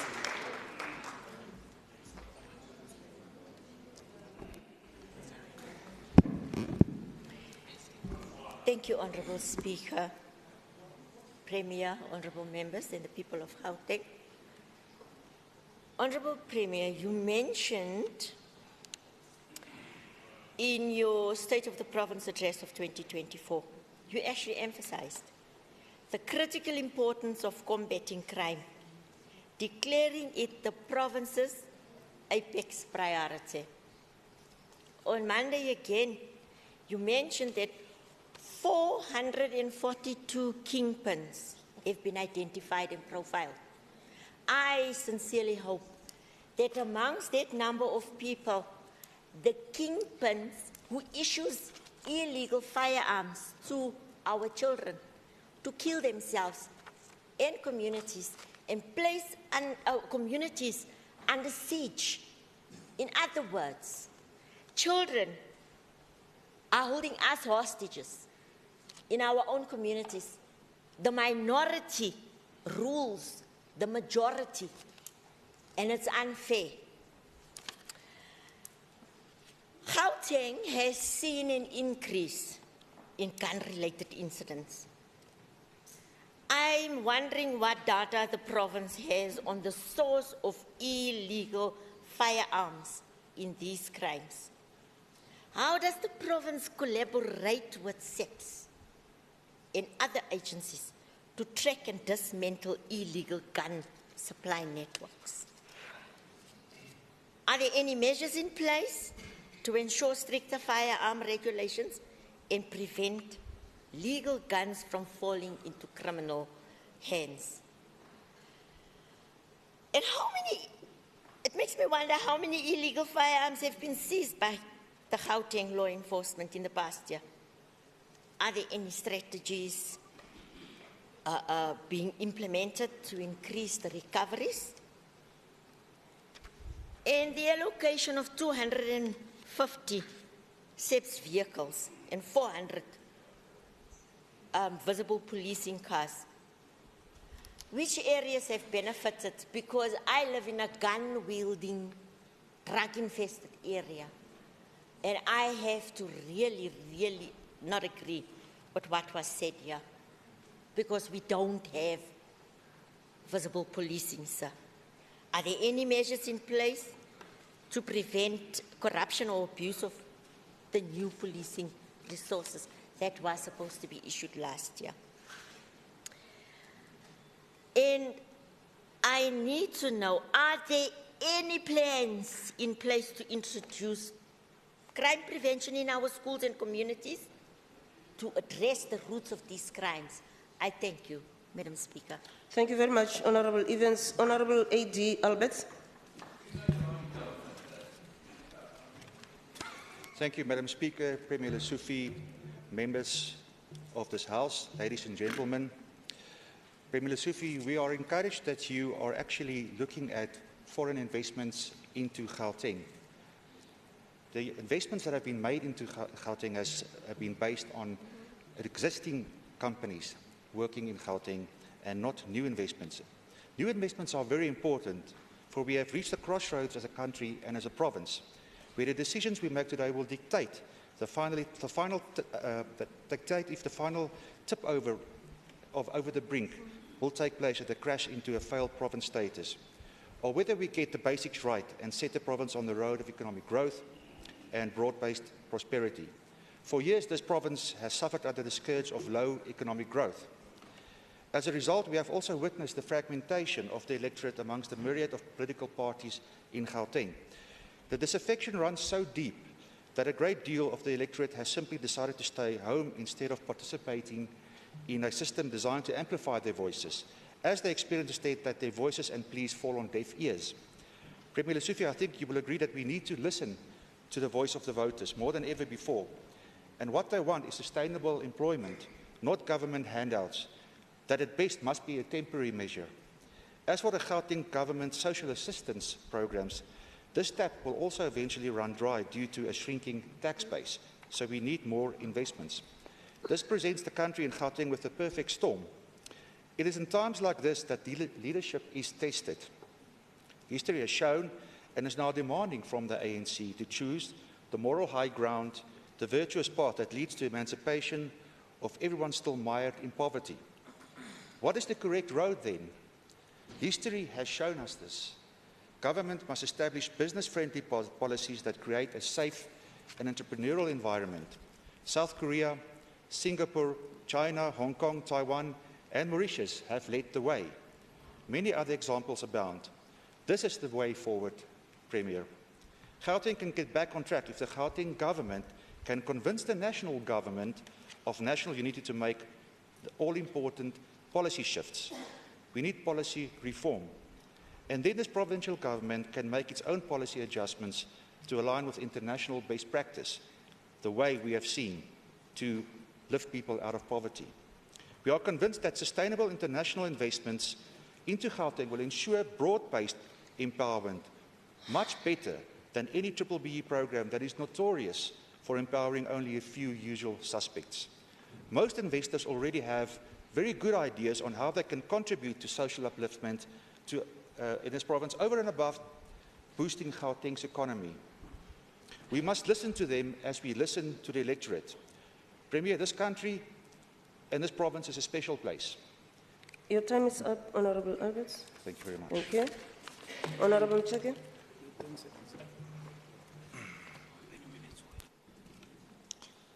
Thank you, Madam Speaker.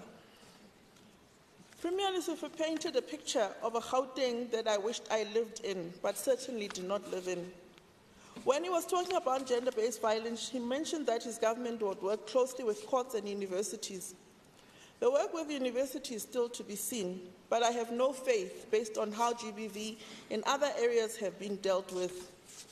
Courts are intimidating spaces. The starting point should be to ensure that women and children are not victimized by staff at the various courts when they attend court cases for GBV, including when they appear for maintenance, like Tembisa Court. This behavior lends itself to victims opting to drop cases and perpetrators getting away with their crimes.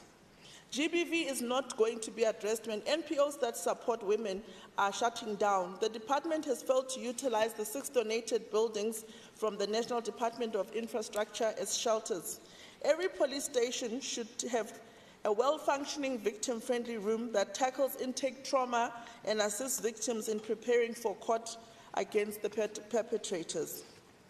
It seems that drug dealers seem to be winning the war.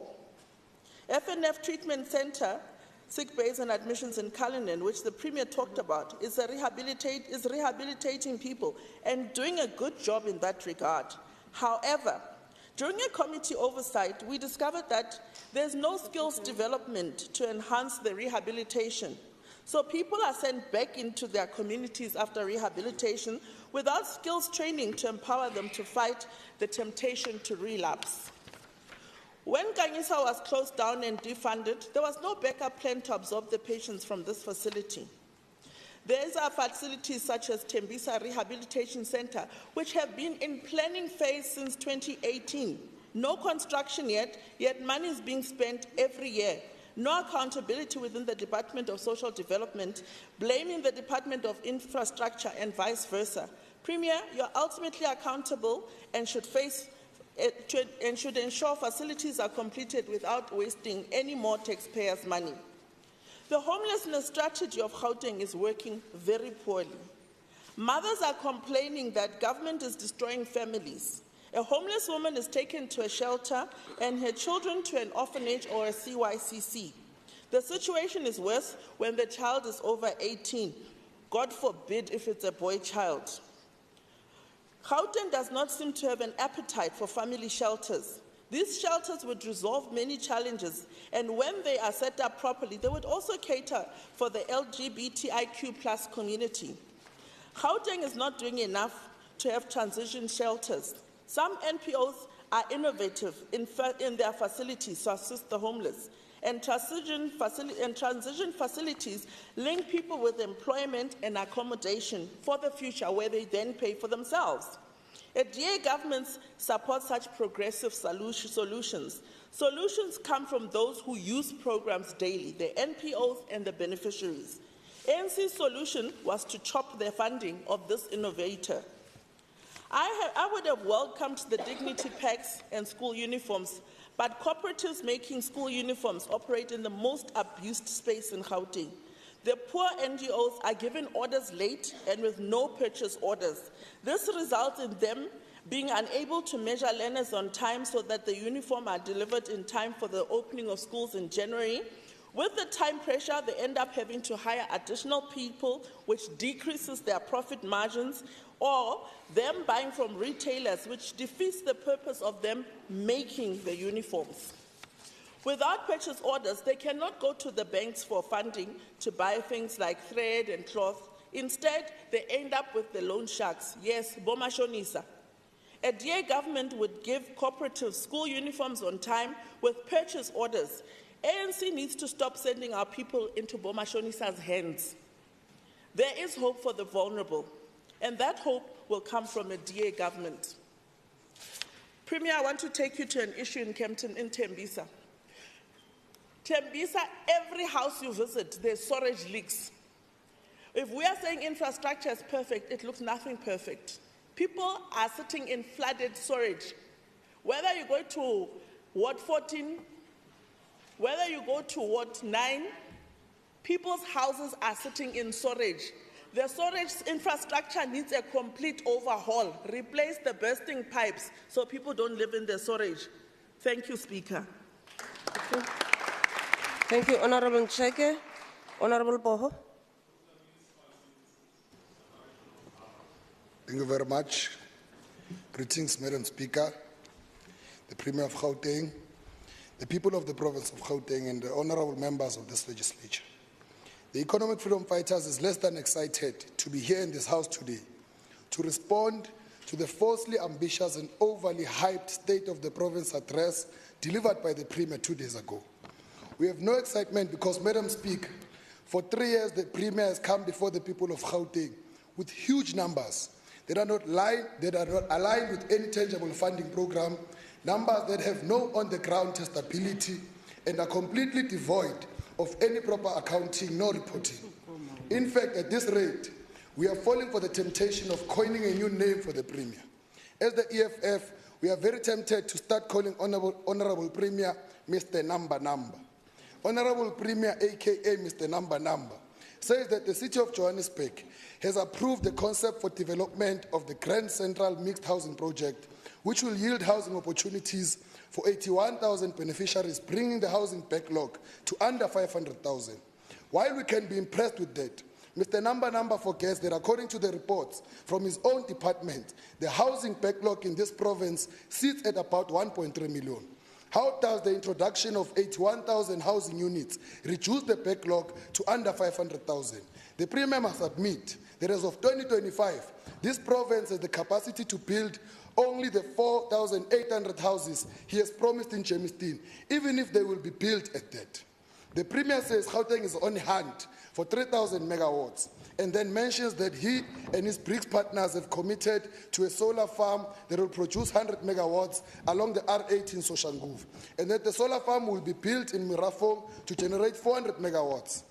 That the combined output of the revitalized power stations in Joburg will produce 200 megawatts. The Premier is confused because if he looked at the projections from as far back as 2021, the amount of electricity that Gauteng needs, with factors such as developing industries, urban settlements, commerce, and increasing population, the demand is actually 16,686 megawatts. In as far as economic development is concerned, it is numbers on numbers on numbers. Honourable Premier, it is high time that this administration admits that it has no clear economic development strategy that does not rely on handing over the developmental fate of this province over to the private sector.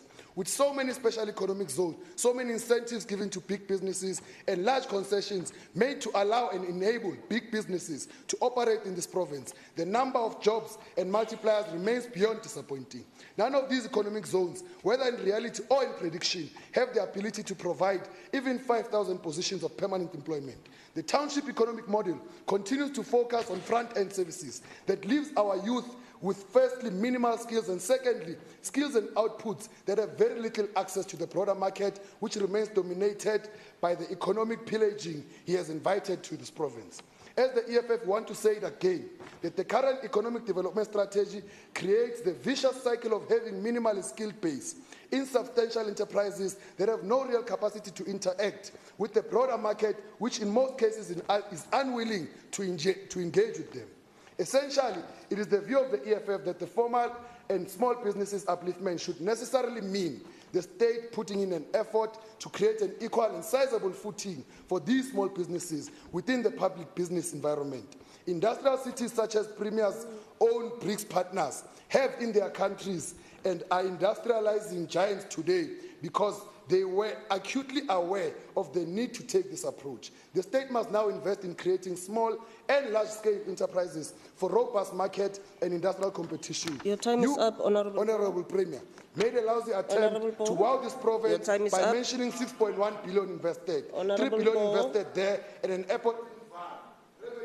Honourable Poho, your time is up. Honourable Poho. Honourable Poho.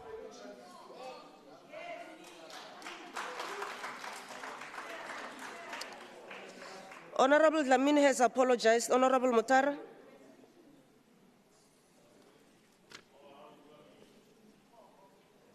Honourable Mutara.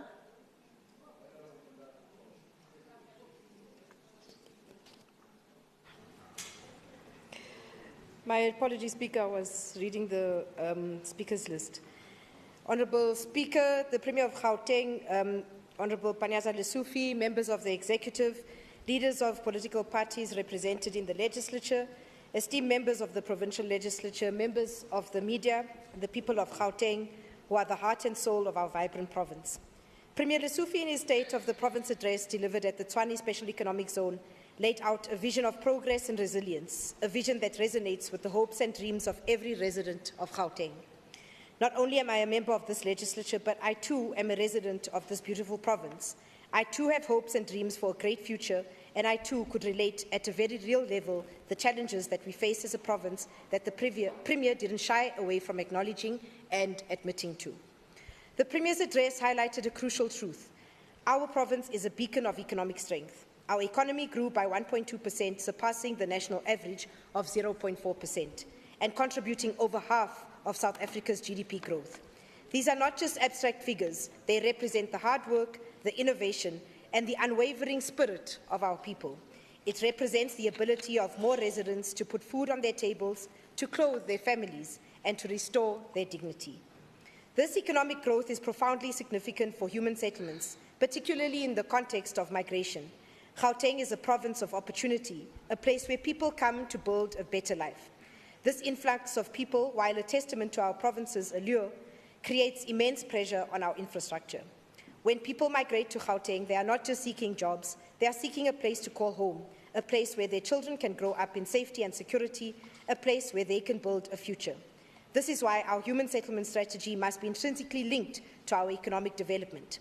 This is why and how Gauteng championed the innovative and groundbreaking mega-project housing development strategy. It brings together the private sector, approving developments that are multi-typology housing, both subsidized and non-subsidized, so both RDPs, bonded, and rental stock. These mega-projects allow the state and the private sector to share the risks in relation to the creation of new towns. The private sector has to contribute towards bulk infrastructure, as well as social and economic infrastructure, while the state provides for the full amount of the subsidized housing. The 1.2% growth means more resources to invest in housing, more opportunities to create jobs, and more capacity to improve the living conditions of our people. When we create jobs, we empower individuals to afford decent housing. When we invest in infrastructure, we create the foundations for sustainable communities. When we foster economic growth, we create a climate of hope and opportunity. The Premier's announcement of over 832,150 new jobs through infrastructure projects, manufacturing expansions and public sector initiatives is a source of immense hope. The 6.1 billion rand expansion of the Tshwane Automotive SEZ, generating 6,150 jobs, and the 220 billion infrastructure pipeline, creating over 51,000 construction and post-construction jobs, are not just economic milestones. They are pathways to dignity, pathways to security, pathways to a better life. The upcoming Gauteng Investment Conference in April 2025, with its goal of securing a further 800 billion rand in new pledges, underscores our commitment to creating a future where everyone has the opportunity to thrive. This investment will translate into more houses, more jobs, and more opportunities for our people. Honourable Speaker, our economic growth is not just about numbers. It's about people. It's about the single mother who dreams of a safe home for her children, the young graduate who seeks a chance to build a career, the elderly resident who deserves to live in dignity.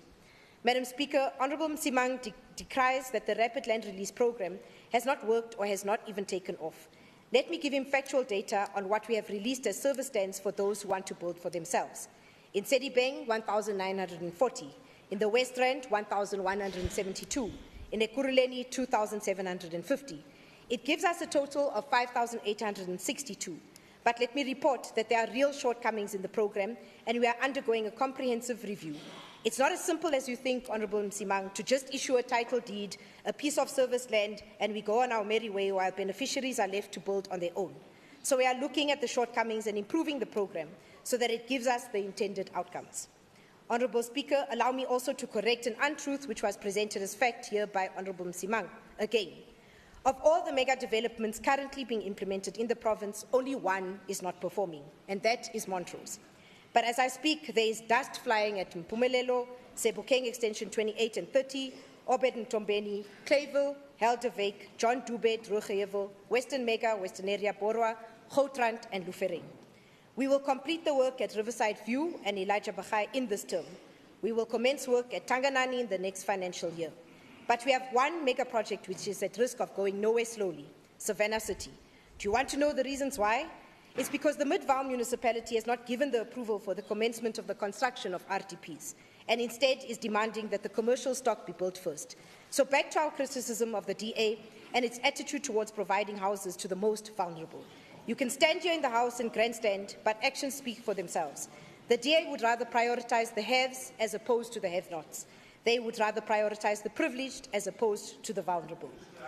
Honourable Speaker, we are living in challenging times. The global economic downturn has placed immense pressure on our resources. But even in these difficult times, we must remember the power of hope, the power of resilience, and the power of love.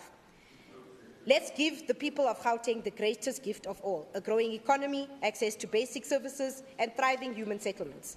We are not just building houses, we are building communities. We are building a future where everyone has the opportunity to thrive, where everyone feels a sense of belonging, and where everyone can live with dignity and pride. We understand that the challenges facing our human settlement sector are complex and multifaceted. We are committed to working tirelessly to find innovative solutions, to partner with communities, the private sector and civil society, and to build a Gauteng where everyone has the opportunity to reach their full potential. Premier, I think the next SOPAs should be held at Tambo SEZ, where since 2019 we house the second largest food factory in the world. Sitting on 22,735 square meters of land, we proudly produce food for both local and export markets, all made possible by the support, vision and commitment by the Gauteng government. Perhaps we should host a future SOPA at the community hall built at Den Klume, a component of the overall mega development there. And maybe, just maybe, as the Chief Whip suggested, we should host SOPA at one of the state-of-the-art clinics that have recently been built. In closing, I'm reminded of the words of the late Archbishop Desmond Tutu, who said, and I quote, "Do your little bit of good where you are. It's those little bits of good put together that overwhelm the world." Close quote. Let us each do our little bit of good. Let us work together to build a Gauteng where everyone has the opportunity to live a life of dignity and purpose. Thank you. Thank you, Honourable Matara. Honourable Bloom.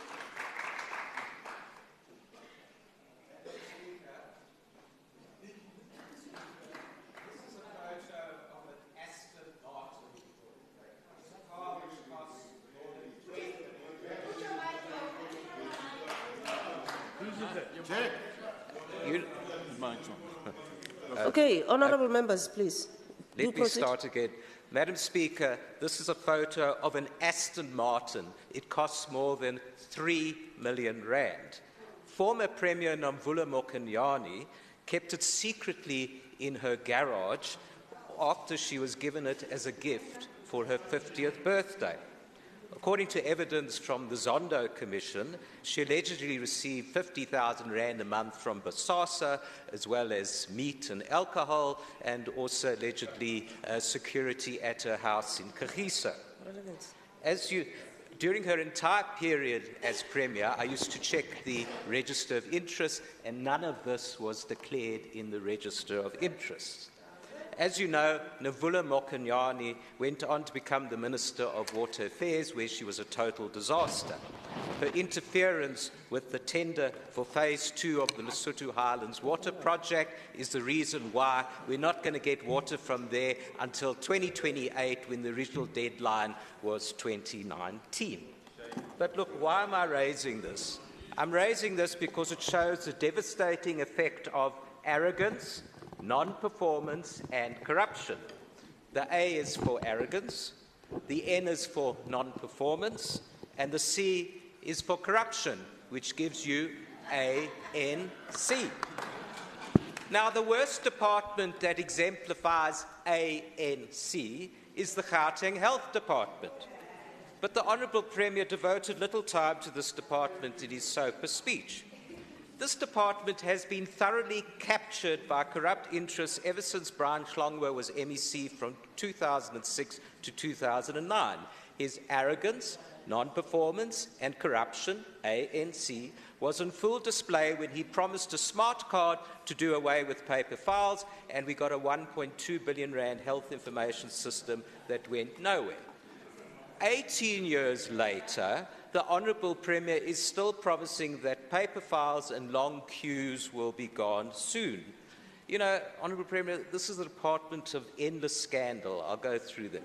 Life of Sedimeni, PPE corruption, 500 million rand for the abandoned Anglo-Ashanti Hospital, the Fishy Tembisa hospital tenders, and the assassination of Abita Diakarana. We could go on and on. But let me give you the latest scandal under your watch. It's the hundreds of cancer patients suffering and dying because the department couldn't spend 250 million rand specifically budgeted for radiation treatment, and the person who's giving me up here as one is the person here who didn't spend that 250 million rand. They're on your conscience, Madam NEC. They should be on your conscience. You didn't spend 250 million rand to save the lives of cancer patients. But last year, Honourable Premier, you promised in your SOPA to, I'm quoting you, Honourable Premier, promptly designate an impartial group headed by cancer specialists to serve as a mediator between the Department of Health and interest groups. Honourable Premier, please tell us what happened to this mediation, because it didn't happen. And please tell us what happened to the 18 private hospitals you were going to buy with worker pension funds. You said a year ago that you had, quote, just signed an agreement to buy these hospitals to convert into public hospitals. Where is this agreement, Honourable Premier? You know, it's another failed promise giving false hope to suffering hospital patients. Now, Honourable Premier, you really need to do something drastic about the failing department, which has a budget of a deficit of 7.3 billion rand. They're running out of budget. And, you know, this is because there's absolute mismanagement. And what I'm saying to you today is you need to fire your health MEC, and you need to fire your head of the department, who you appointed, despite the fact that he's being investigated by the SIU for allegedly participating in a 10 million rand bribe. And this is who you've got heading a department that is notoriously corrupt. So I'm saying to you, Honourable Premier, if you want to go down as the Premier who finally fixed this department by putting the right people in charge, you can do that, or you can continue as the Premier who presides over further health disasters that cause people to suffer in our hospitals and clinics. The choice is yours, Honourable Premier. Your time is Thank up, you. Honourable Bloom. Honourable Ali. Thank you so much, Speaker. Mr. Premier, you are long on promises and short on delivery. On the 15th of August 2024, you stood before this House and you said the following, and I quote, "We will soon, together with ABSA, invest 200 million to prepare our small businesses and our townships, spaza shops, so that they can be in a position to compete against spaza shops owned by foreign citizens." Do you remember that? Another investment that we are proud of comes from CNS Beverages and Food Supply. They've agreed to invest 150 million that is going to be spent in this current year and 300 million in Midrand over the next 3 years. Is it all coming back to you now, Premier? Let me continue to jog your memory. The Ukuvuselela project, a high-capacity freight rail that will be constructed between Tshwane and Port Elizabeth, will be launched soon. This project will create nearly 4,000 construction jobs and just over 1,000 permanent jobs. Premier, these are just 3 of many promises that you made last year and failed to deliver on. Those promises remain unfulfilled, and yet you keep piling on promise upon promise in the 2025 SOPA. If you failed to deliver then, why should we believe you now? We stand confused. We can't figure out whether you're a pathological liar or if you've been deceived. Either outcome is worrisome. You're in the habit of using crafty slogans and clever catchphrases like your latest invention is G13. This to cover up your lack of delivery. If running a province was a matter of good PR, Gauteng would be highly successful. But Premier, a province doesn't thrive on slogans alone, but on every delivery of services promised. In 2024, you promised broadband to townships. A report of the Gauteng Department of Economic Development tells us that this was not delivered because private sector partners pulled out. And yet you tell us this year that it's all systems go for this project. I ask, who's fooling who? Last year, you spoke about 18 new schools to be built with a 1.5 billion rand price tag. This year, you repeat that promise, except you hike the price to 2.5 billion. The deception is exhausting. Mr. Premier, you are long on promises and short on delivery. The first step to recovery is admitting you have a problem. For once, be honest. There are no empowered local manufacturers. There are no capacitated spaza shops, and there are no established distribution centers, and they simply never were. This admission will go a long way in reducing the distance between your promises and the delivery of services. The combos must communicate. Your time is up, Honourable Ali. I thank you. Your time is up. Honourable Glover. You don't need 14 please. Honourable Speaker, Honourable Premier, members of GPL, people of Gauteng, I greet you all. Today I stand before you not just as a representative of Umkhonto weSizwe Party, but as a voice for the millions of Gauteng residents who feel abandoned, betrayed and left behind by a government that has lost its way. Gauteng has become a province of crumbling infrastructure and growing hopelessness. The time for promises and political posturing is over. The people of Gauteng are tired of potential snippets of jobs, projects, huge investments, with no detailed plan how these will be achieved. The people of Gauteng are demanding accountability, action, and leadership that put their needs first. We acknowledge the transport infrastructure and expansion plans, which includes a Gautrain investment of 120 billion rands to the 4 regions. However, Sidibeng was not mentioned. What are the plans for Sidibeng region to ensure the integration of the 5 regions? There is high congestion in Gauteng roads, leading to accidents and less productivity in the workplace. There are no detailed plans mentioned to revive rail infrastructure in townships and build stations in new areas where rail was never part. It is good and well to expand Gauteng infrastructure. However, it does not resolve the transport issues to benefit the poor masses who cannot afford Gautrain. There is a need to revamp unused coaches to bring them back into line and engage with foreign partners to provide technical support to get locomotives moving.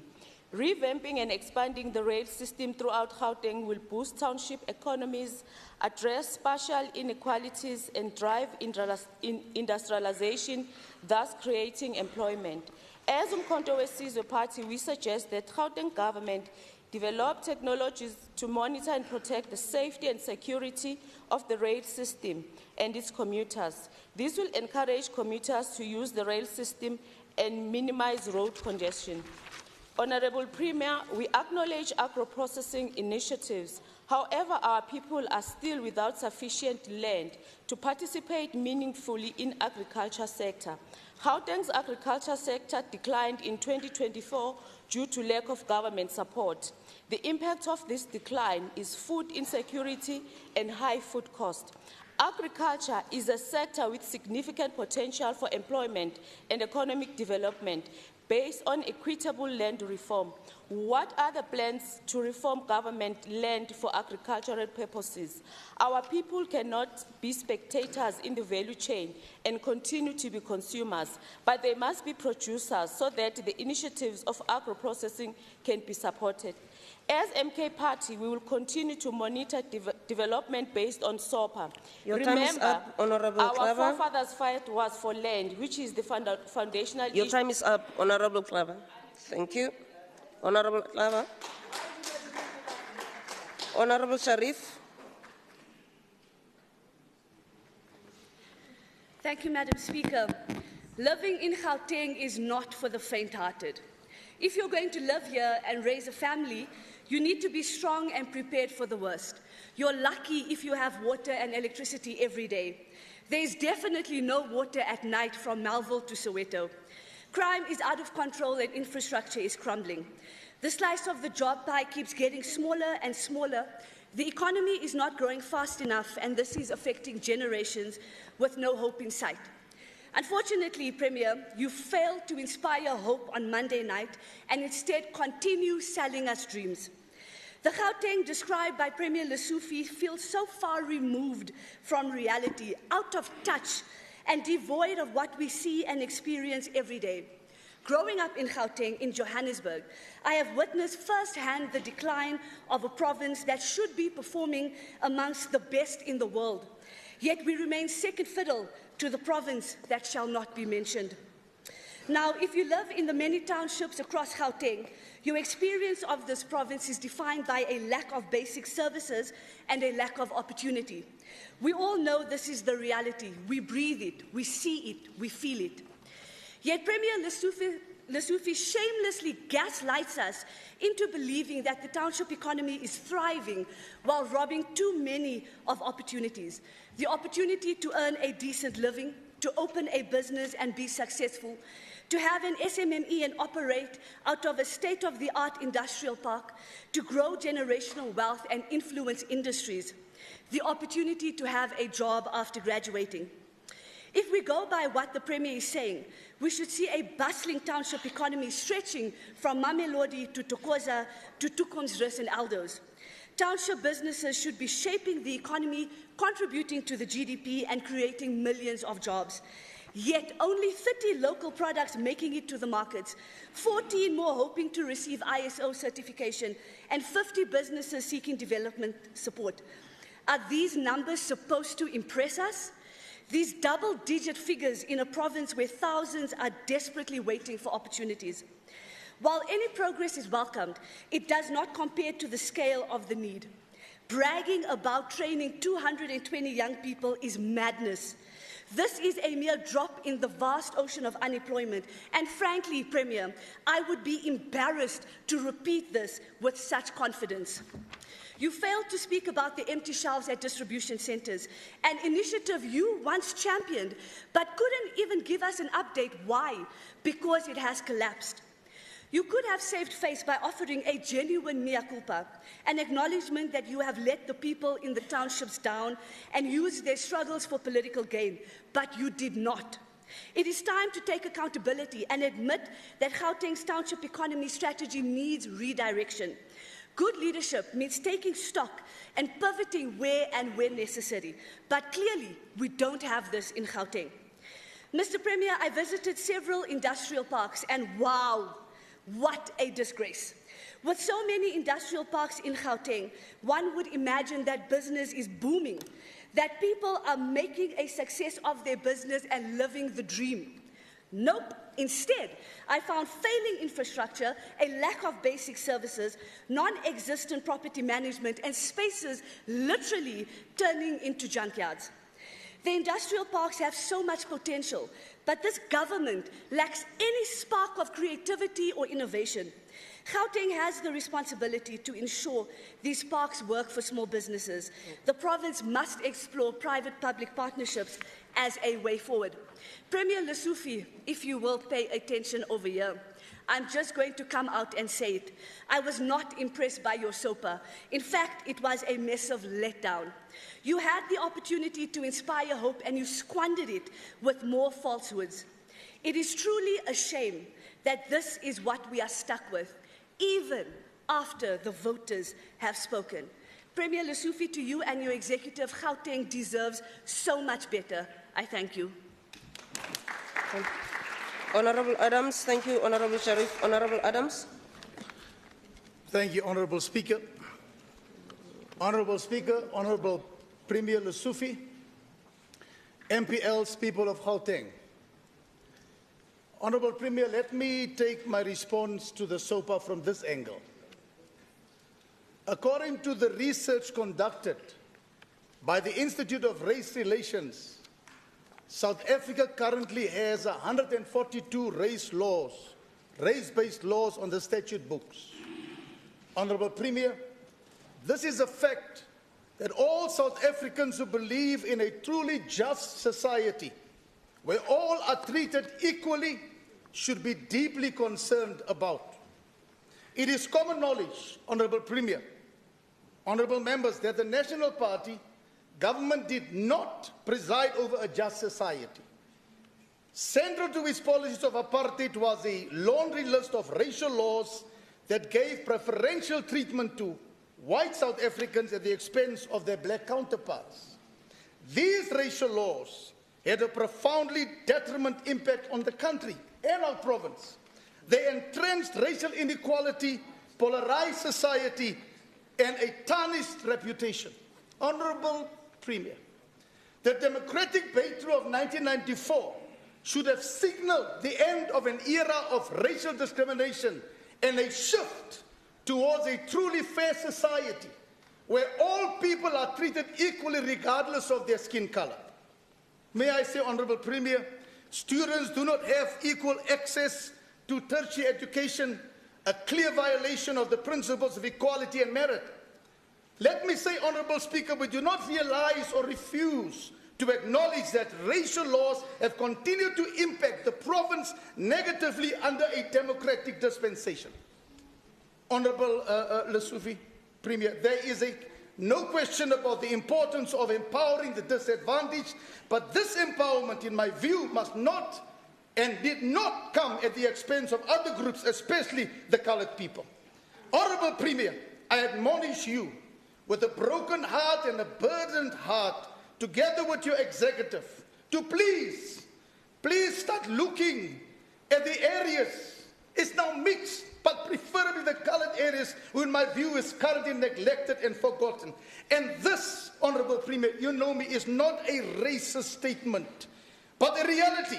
And you know I have been lamenting this over and over again. May I call you in this House, every political party, take hands together. Let us build, not at the expense of one group to another. I thank you, Honourable Speaker. Okay, thank you, Honourable Adams. Honourable Ramukupa has apologized. Honourable Bosch. Thank you, Madam Speaker. Premier Lesufi outlined 13 critical issues facing our province in his State of the Province address. But one stood out, and that is crime. For the first time, he didn't make all sorts of promises, but he tried to say what he's done. He claimed that his initiatives are making a difference and that we are gaining control over crime through the wardens. However, I would like to challenge this assertion. While on my way to SOPA, I encountered several wardens directing traffic who confirmed that they were still on stipends, not permanent contracts. I've received messages from wardens asking for help as they continue to wait for their promised permanent employment.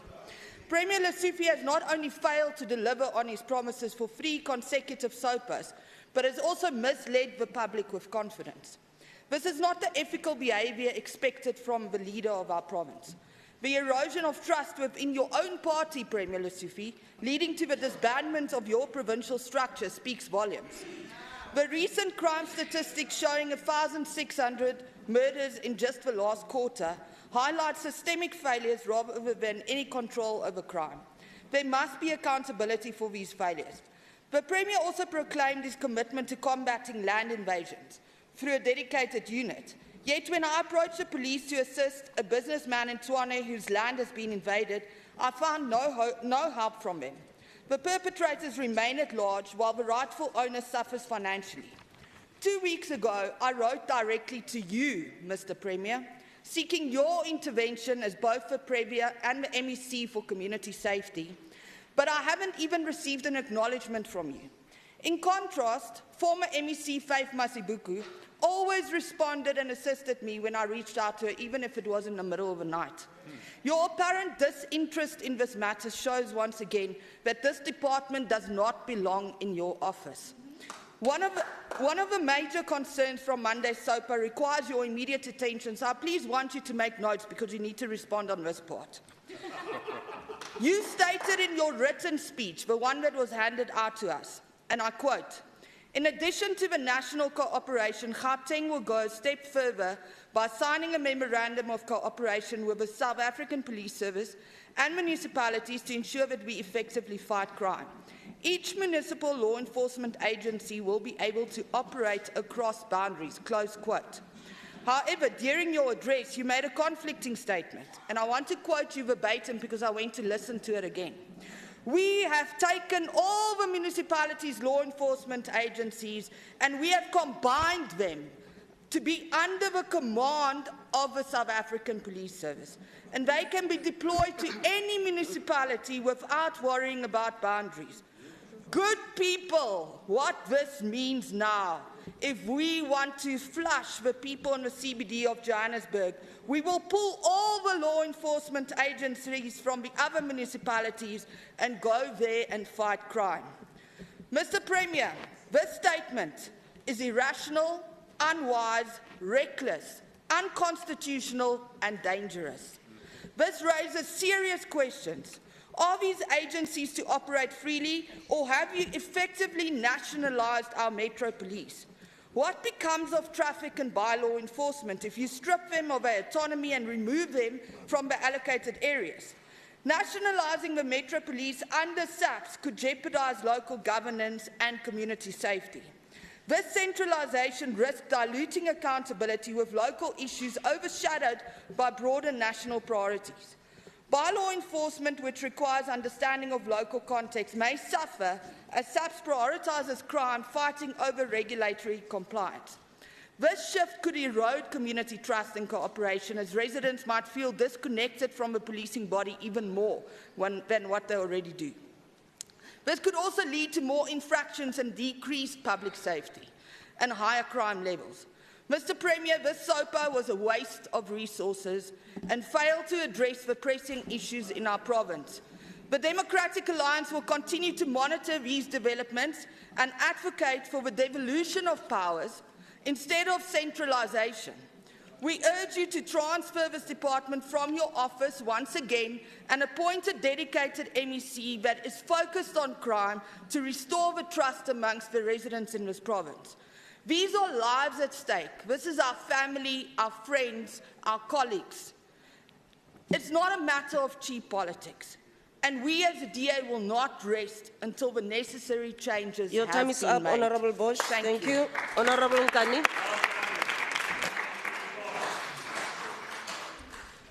Madam Speaker, Deputy Speaker, Premier of Gauteng, Chief Whip of Umkhonto weSizwe, members and the community of Gauteng, all guests, all protocol observed.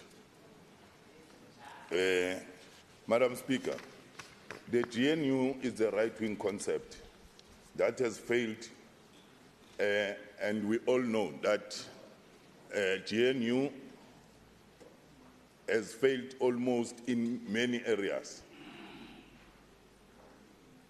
Politically, we are not the same.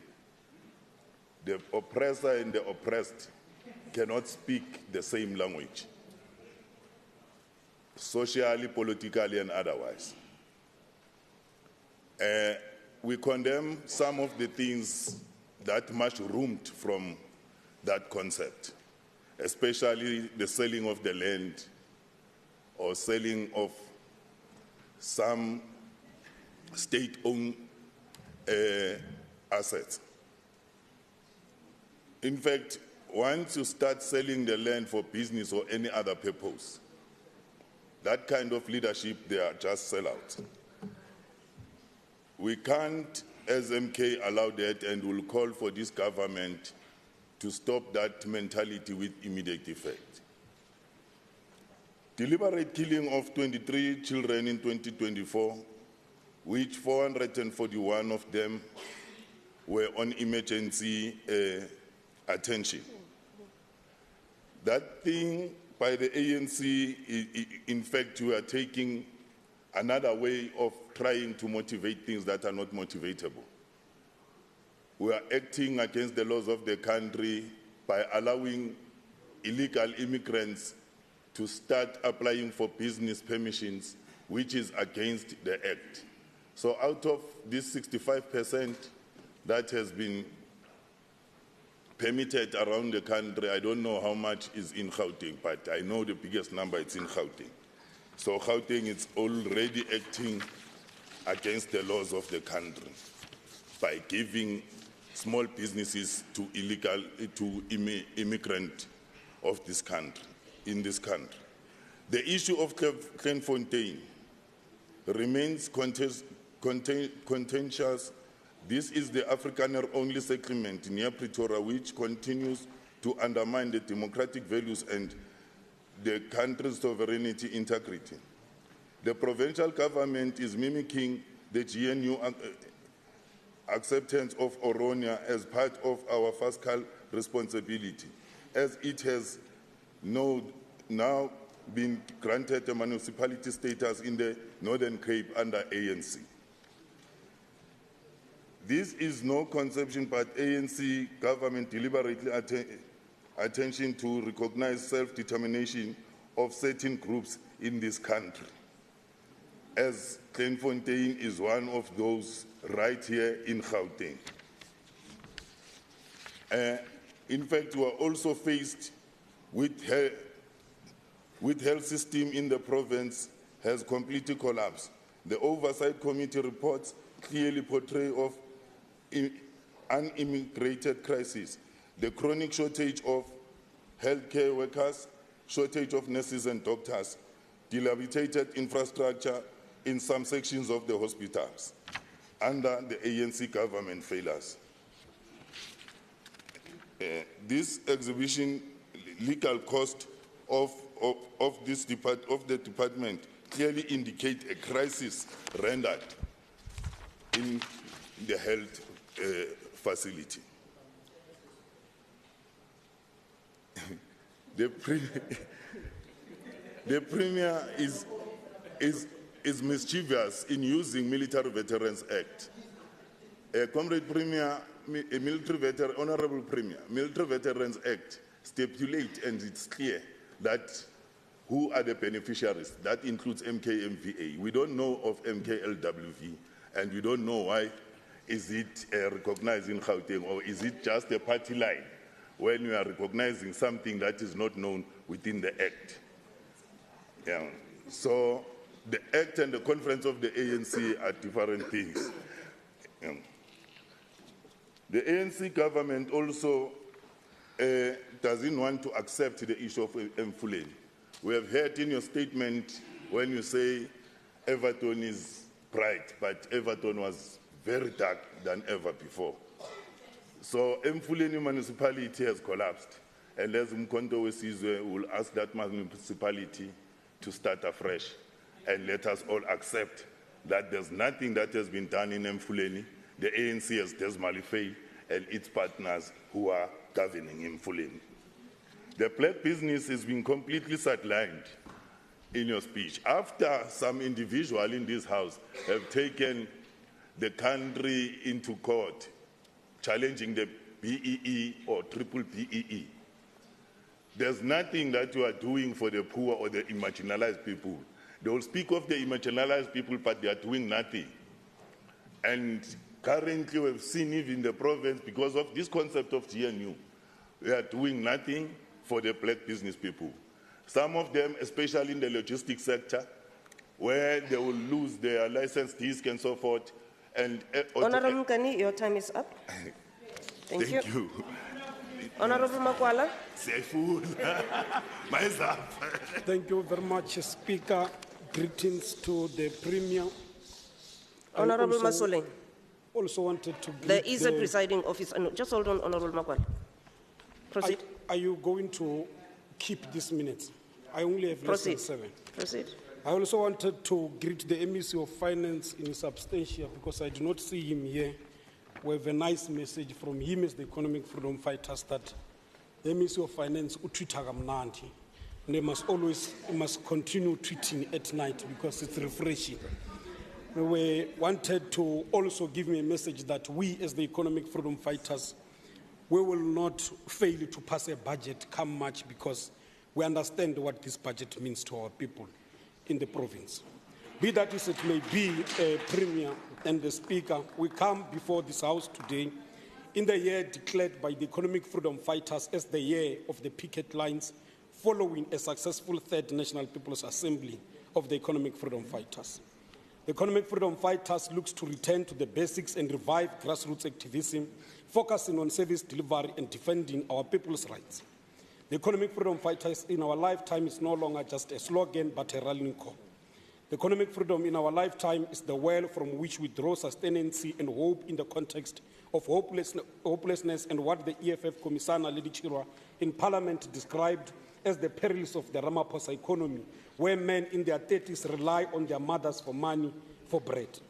Families lose children daily to nyaupe and crystal meth, while many young people are turned away from life-changing treatment at Life Kanyisa, one of the largest rehabilitation facilities in Gauteng, which was forced to close due to mismanagement of funds by the Department of Social Development.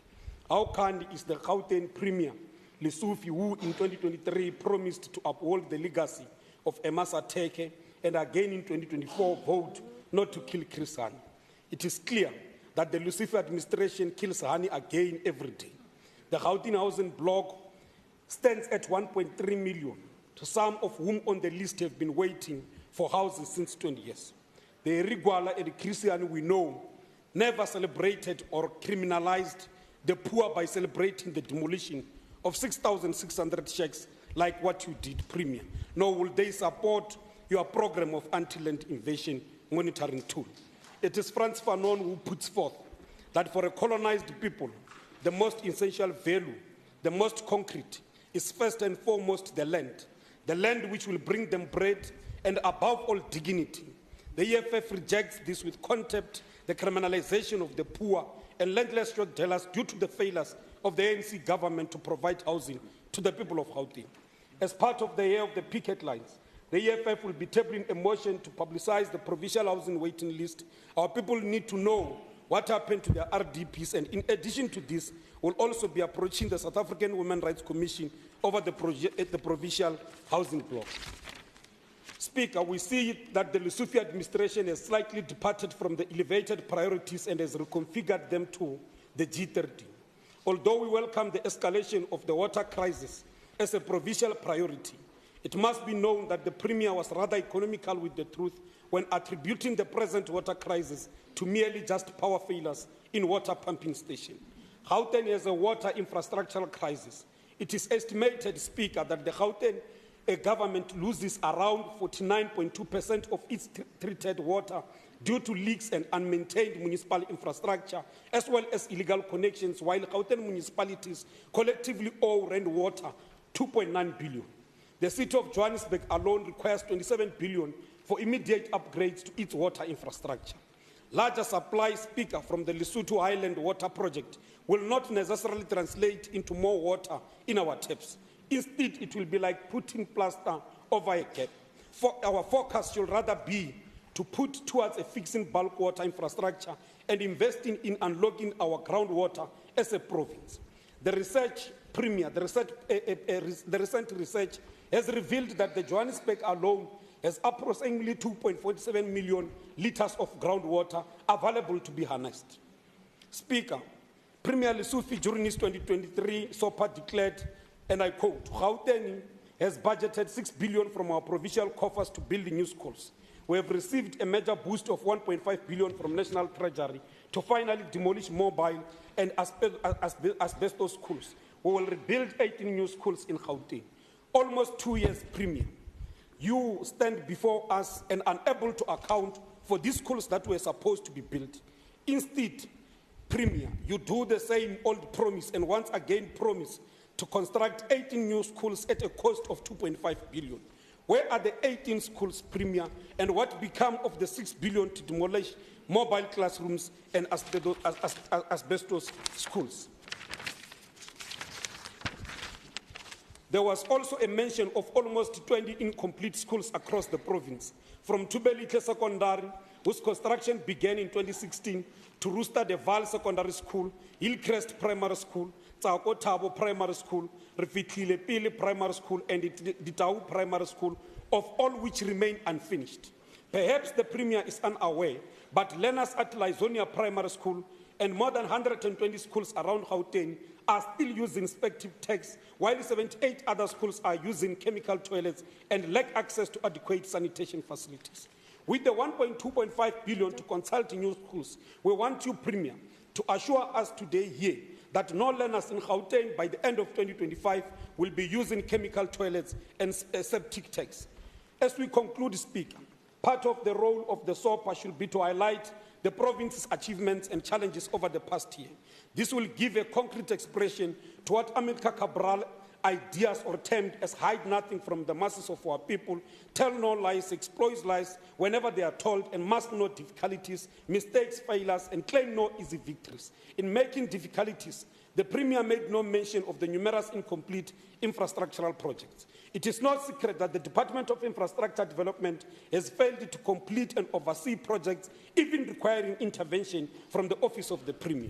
A total of 55 projects across the province are in distress, facing challenges such as poor contractor management and delays caused by business forums. This includes projects like the Beggestal Social Integrated Facility and the Montrose Mega Housing Project. The construction mafia in Gauteng are free and do as they wish, and this is a proof as the recent Anglo-Ashanti Hospital case, as it is not an isolated incident. Service providers colluding with officials have crippled our province's ability to carry out infrastructural projects. The EFF reiterates, Speaker, its long-held stance that blacklist these contractors, you know them, publicize them, open criminal charges, and retrieve the money. Thank you very much. Thank you, Honourable Makwala. Honourable Moriarty. Thank you very much, Madam Speaker. Our economic well-being is measured fundamentally by two things. One is the gross domestic product, otherwise known as GDP, and the other one is the employment rate. Now, the one thing that is a truth is that our own personal wealth is measured by the province's GDP divided by the size of our population. Now, what does that mean? Well, if you remember your fractions from school, if you take that big number and you divide it by another big number, you get your own personal wealth. But the moment that that number below, the so-called denominator, increases faster, then your personal wealth is going lower and lower and lower. Now, contrary to the Premier on Monday, who was crowing about our GDP, and it was re-emphasized this morning by Honourable MEC Matara, who I don't see anymore. The fact is, our growth over the last 10 years has been 1.1%, but the population growth over the same period is 2.6%, more than double. That means that you and I and all of our fellow citizens of Gauteng are getting poorer and poorer and poorer. Now, there was a recent sitting where the Honourable Chief Whip, Honourable Lesego Makupela, raised an important question when we were debating the economy of Gauteng. He asked the question, why is it that the people that have the money to invest do not do so? We should bring them here and get them to tell us why not. That's a very good question and is a very good idea. Well, let's see, because what he now says today is this. He wants to talk about a blame game. He wants to talk about a divided house. Well, if a divided house means that a service delivery cannot function, no service delivery would function in any democracy anywhere in the world. And the fact is, our executive is empowered in spite of whatever divisions are here. They have the power, they are the government, they can deliver if they can. The fact that they don't has nothing to do with whatever debate is taking place here. But I think that what is happening here with Honourable Makupela, our Chief Whip, is that he just doesn't want accountability. He doesn't want our executive to be held accountable for failure, but then he goes on to talk about successes, and he wants us to acknowledge and applaud the successes, yet he wants us to ignore the failure. You can't have it both ways. If you want us to applaud the successes, we will criticise the failure, and so should you, because you are part of this legislature, and it's this legislature that holds this accountable, this executive accountable, not the DA. So what the Premier did on Monday was to correctly link the billions of rands of investment to, that is required to grow our economy, and we need to, by the numbers I said earlier on, be growing more than 3% if we are going to tackle the crippling unemployment that takes place in our province. Then we do need those billions that he talks about, but let's talk about those billions, because what he says in one thing, and that is this speech in this document, is not mirrored by what is in this document, which is the budget. And unless the two are aligned, well, I'm sorry, the Premier's words are no more than a wish list. So let's examine the answers to the Chief Whip's question. How do we get people to invest? Well, firstly and obviously, you must deal with rampant crime. Secondly, you must have reliable service delivery, and we have various comments from colleagues here about service delivery breakdown, and lo and behold, on Monday, even our Premier acknowledged service delivery background. But he wants to tell us that things are happening, and he wants to tell us over the past year that so many megawatts were here, megawatts. Well, I added them up. It was less than 400 megawatts. I want to tell you that the citizens did more by installing 4,000 megawatts of rooftop solar. They did 10 times more than this government in order to solve our electricity prices. And we also have the problem of water supply. You need to deal with this. You also need good governance. You need to curtail the endemic corruption that exists in the provincial government. Honourable Makupela, do these things and the investment will flow. Now, the government is obsessed with bricks. Now, on Monday, Premier talked about bricks-backed steel firm, which will soon be established in the area. Was he talking about Sedi Beng, or was he talking about what he went on to explain, 2.5 billion rand steel firm new in Ekurhuleni? Well, it is not new. It is Score Metals. It is in Wadeville, and it's not bricks-backed. It's owned by Doron Barnes now, and he is getting his finance from the Industrial Development Corporation, which is a South African agency. So I could go on, Madam Speaker, but I do want to deal with Honourable Gentile, who wants to call us armchair critics. And I want to tell you there are several people on this side that were in government. And so we've been there, we know whereof we speak. I personally was a Chief of Staff. It was my privilege to be Chief of Staff to Dr. Mpho Palazzi. And I want to tell you, right now, people are ringing her and they're ringing me and say, we want you back. Well, Honourable members, Honourable Moriarty.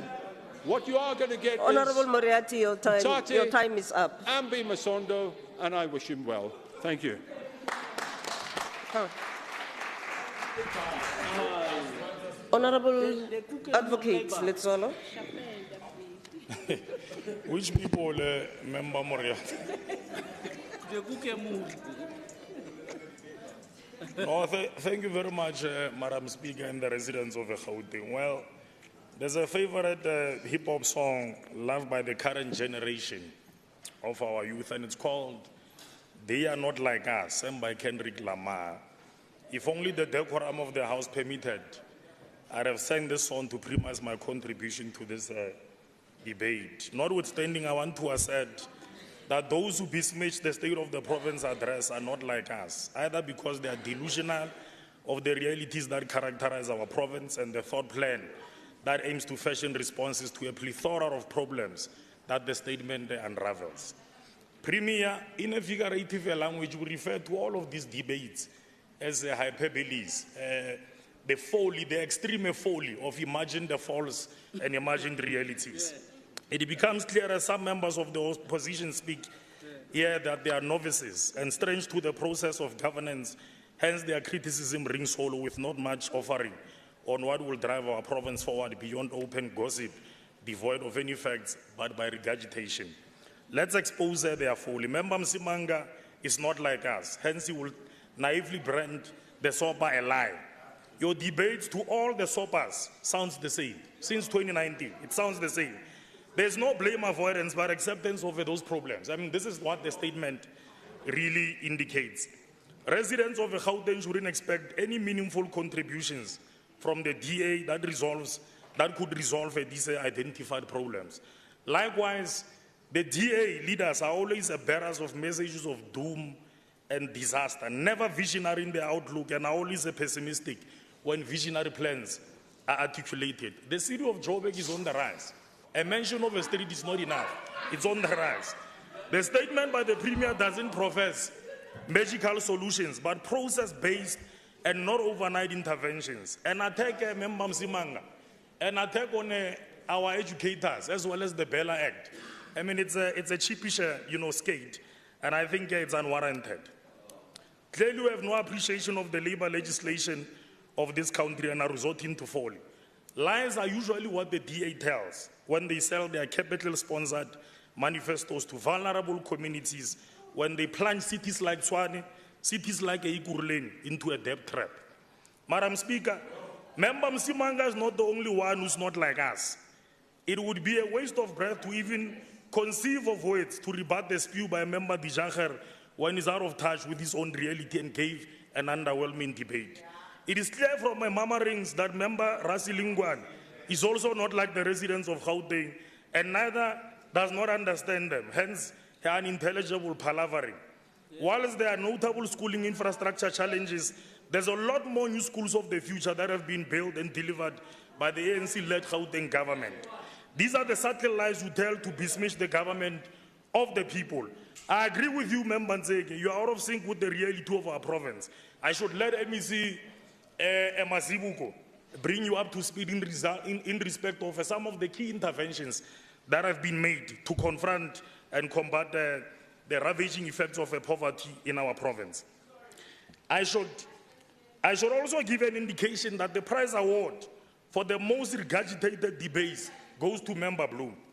You need only attend oversight visits, Member Bloom, to get a sense of the progress with regards to the cancer care program and budget spent on oncology infrastructure, as evident in the building of bunkers both at Dr. George Mokari Hospital as well as the Krisani Bara hospitals, including the purchase of medical and allied equipment such as linear accelerators. But I suppose you wouldn't know because you are hardly ever in attendance during our oversight visits. They are not like us. I think we must repeat that statement.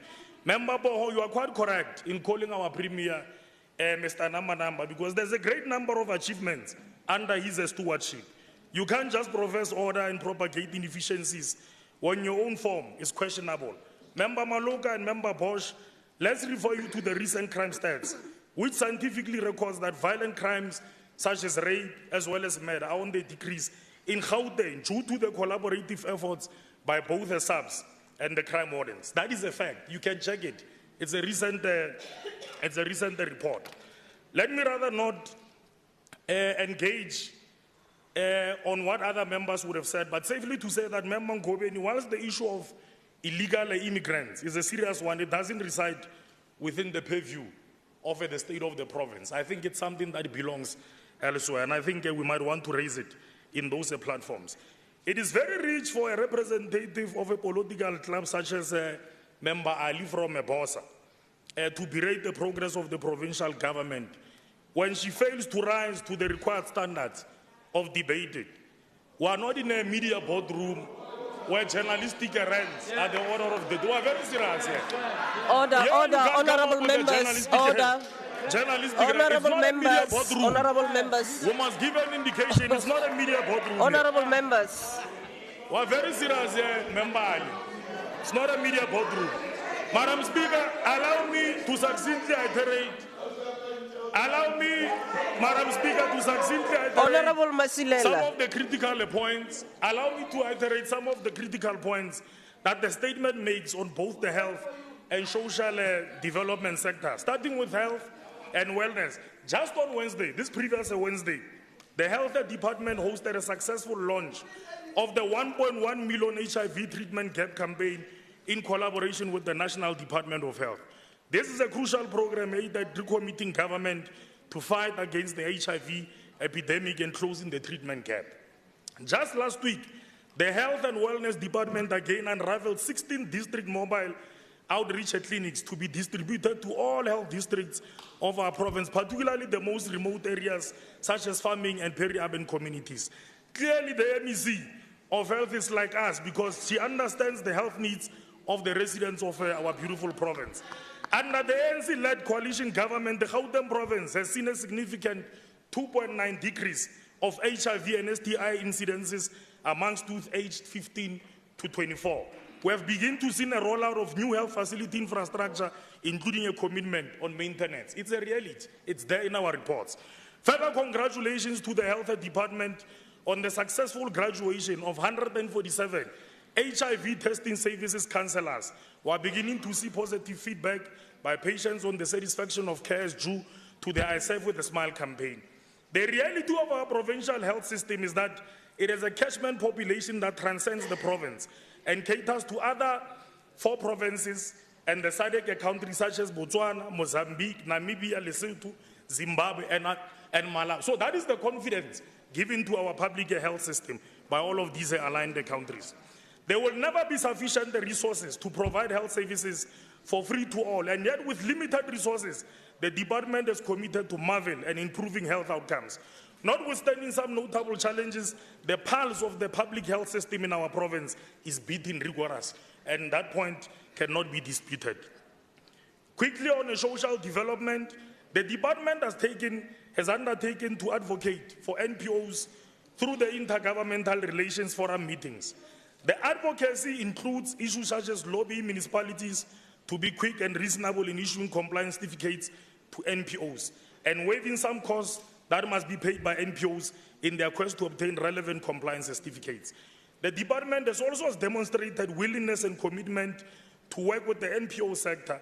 A lot of progress has been recorded in paying NPOs their 4 tranche payments, significant milestones which are missing in all of the debate renditions that have been made here. We can record that the department has also just concluded the paneling of NPOs for the upcoming financial year, and SLAs will be signed very soon. In fulfilling its mandate to tackle poverty, the Gauteng government provides food relief programs aimed at promoting social inclusion and combating poverty. The department is implementing a wide range of programs to fight hunger, including food parcels, home cooked meals, and food gardens in partnership with the Department of Agriculture. As a result, 438,000 people in 55,000 households benefited from these initiatives, which is something that the opposition will never reveal to masses of the residents of this province. The department assisted and supports the homeless in collaboration with NPOs through the provision of psychosocial services, reunification, warm daily meals, and skills development. We reached out to homeless individuals through mobile drop-in services. I mean, this is a demonstration of a caring government. To suggest now otherwise, it would just be folly. Additionally, the government has resuscitated the Banapele program to work towards a vision of making Gauteng a province fit for children. The Banapele program or Children First program is the provincial flagship all-rounder aimed at tackling key aspects of child poverty. This program comprises of compendium package of impactful intervention by sector departments, targeting orphaned and vulnerable children through a single window. The provision of dignity packs and school uniforms, as well as food parcels, has improved school attendance. In circumspect, the opposition are not like us, and they will never represent the truth of the residents of Gauteng. Order, honourable members.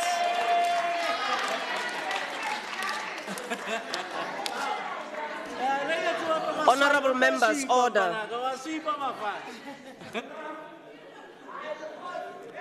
Honourable Masilela. Honourable Masilela. Okay, honourable members, the House will now be suspended to allow the Premier to prepare for his reply. So we'll reconvene at 13 hours 30. 30 minutes. Is that sufficient? Yeah. Okay.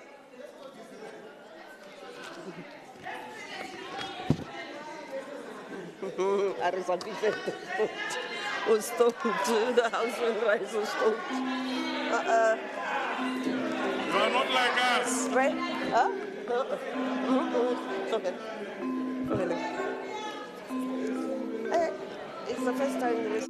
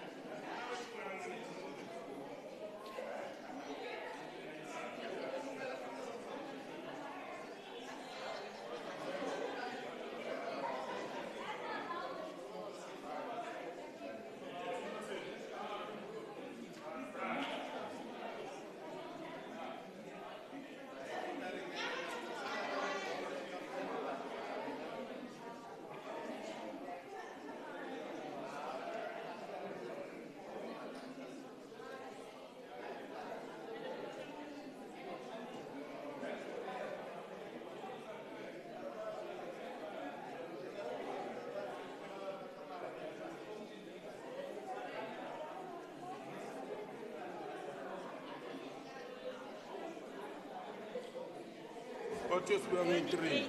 28.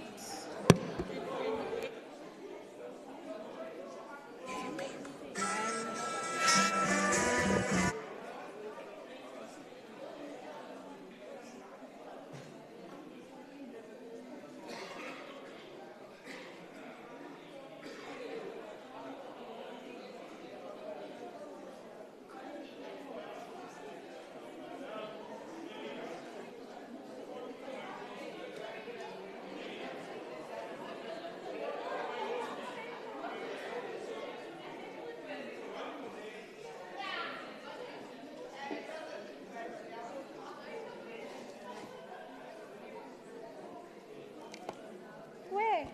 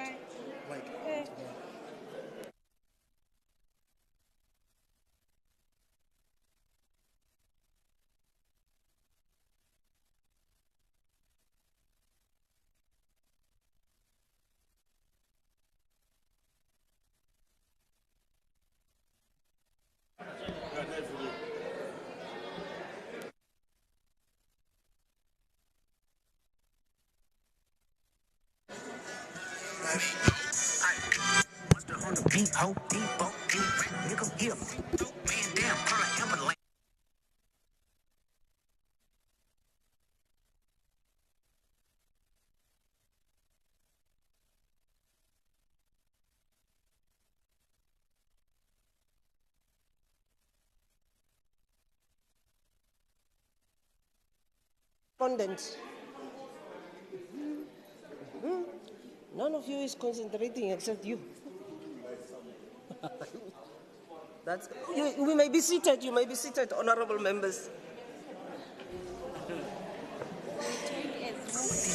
Yes.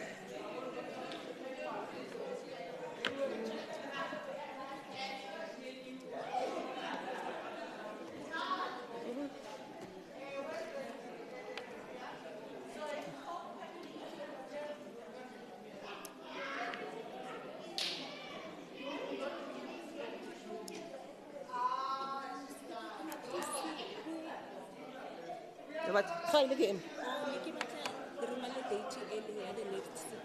Okay, yeah. Where's the premier? Huh?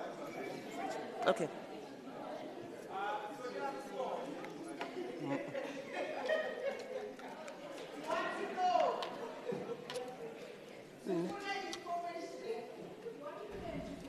They not like us. They not like us.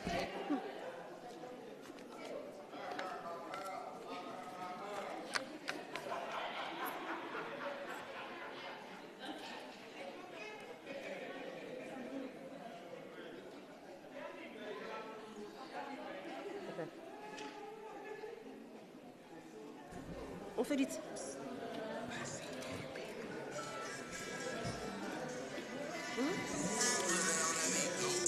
C'est ça de vérité.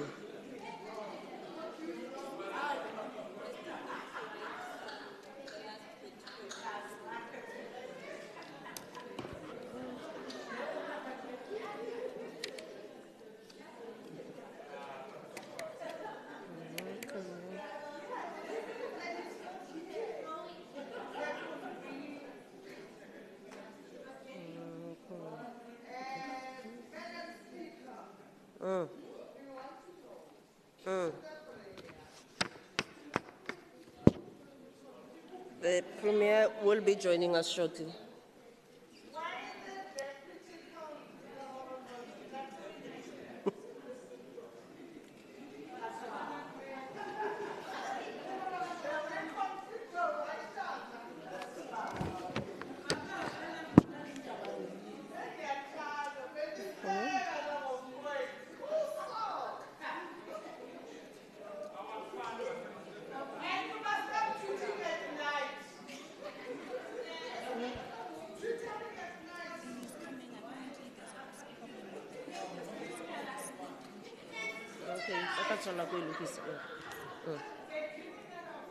Okay.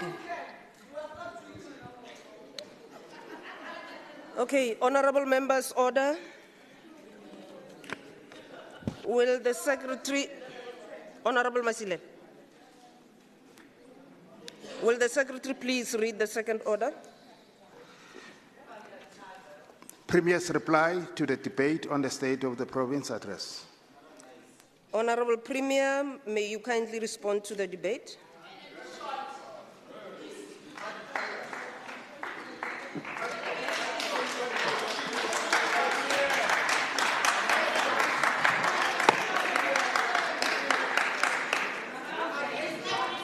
Order, honourable members. Thank you Honourable so much. Masole.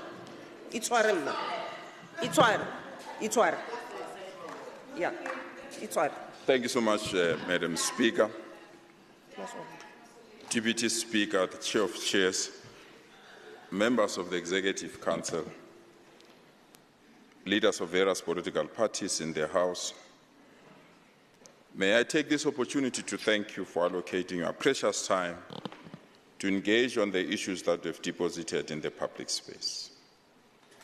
Your ideas are indeed overwhelming, and I'll ignore those that have started to use insult instead of responding to issues that we have presented.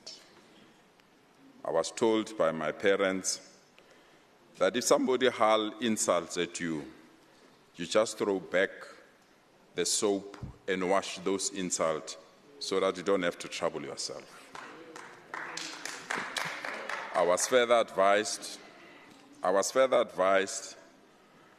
that if someone throws stones at you, you just take those stones and build a bridge that can harness the relationship.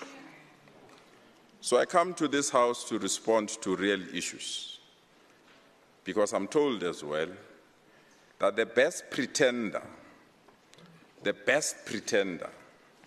or the best way is keep away from pretenders who think they are always correct at all times.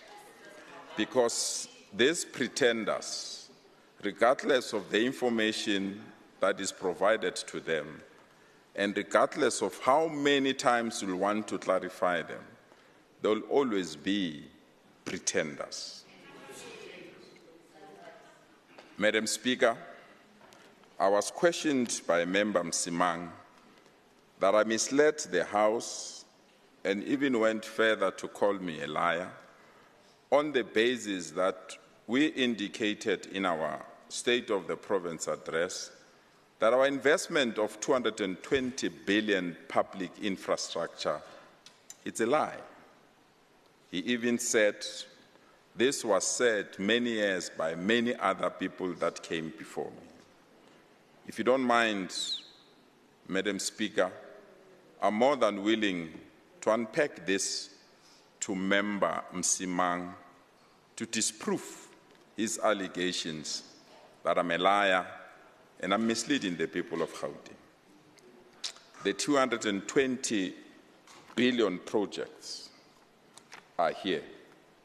These are projects that come from national government, provincial government, and local government. They are costed, it's bridges, it's roads, it's everything. And because I've been accused to be a liar, I want to provide evidence that demonstrates that I didn't mislead South Africans.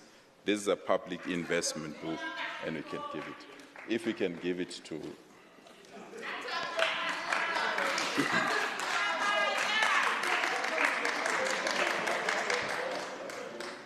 As I said earlier on, yes, because we're costing it. No.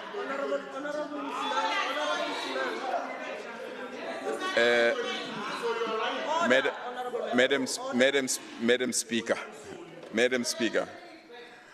Speaker, as I said, I don't engage in insults. I don't engage in insults because it has moved now from non-existence to 2 years ago. Because when people were here, they said it's not existing. They said that 220 billion was thumbsucked. Now when we come here to give evidence, were accused that is 2 years ago. It will be 2 years ago because we have been calculating and accumulating it so that we can make it available. Member Msimang came here, honorable members, and convinced me to understand why lie detectors are not admissible in court, because they can be manipulated.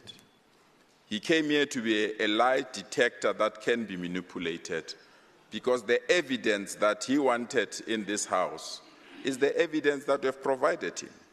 He came here and said, I've refused to give him reports, 170 reports. When I didn't refuse, I gave him the legal leeway on how those reports can be assessed, because I don't have those reports. And I indicated I don't have those reports. And now I'm accused that I've misled South Africans and Kiposo Yamaka when I advised him in writing what to do. And I want to give him this letter again to refresh his letter and ensure that he can.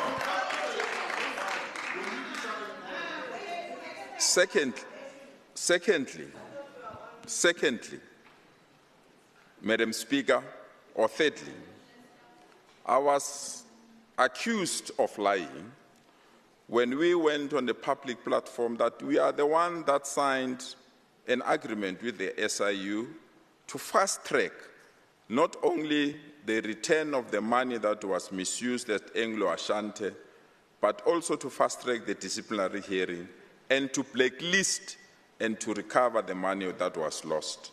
On the 20th of February, SIU retrieved the following amounts of money from the following companies that involved in Anglo-Ashanti.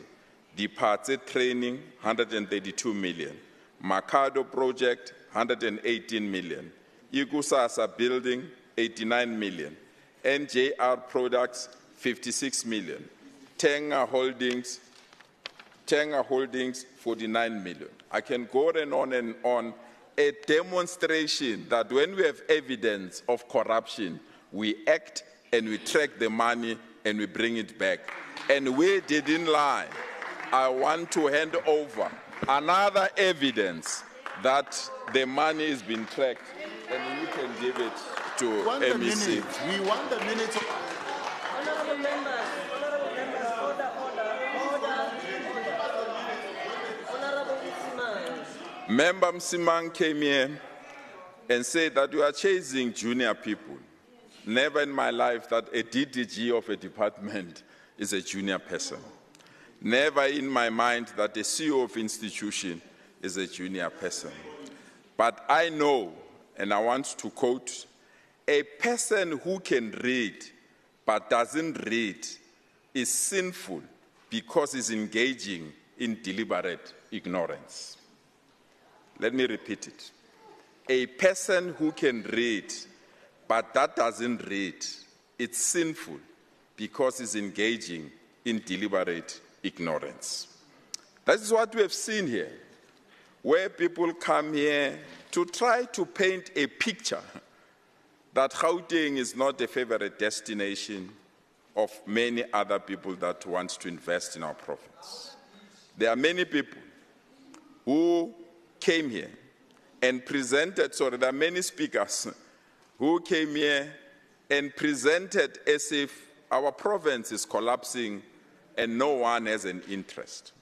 I want to quote that we are the home of many events that are conducted in our country. And those events are held here in Johannesburg. We had 2 provinces that were shortlisted to host the G20. It was the Western Cape and Gauteng. And after thorough analysis of infrastructure capability, after thorough analysis of our aviation industry, after thorough analysis of our hospitality industry, after thorough analysis of our retail shop, the choice was obvious, and that choice was Gauteng. And some come here and say this province is collapsing and this province is not responding to the issue of our people. And I want to advise you, Member Msimang, you will better be a warrior in a garden than be a gardener in a war. Because if you are a gardener in a war, you will be killed. And you can insult me. I listen to you. Allow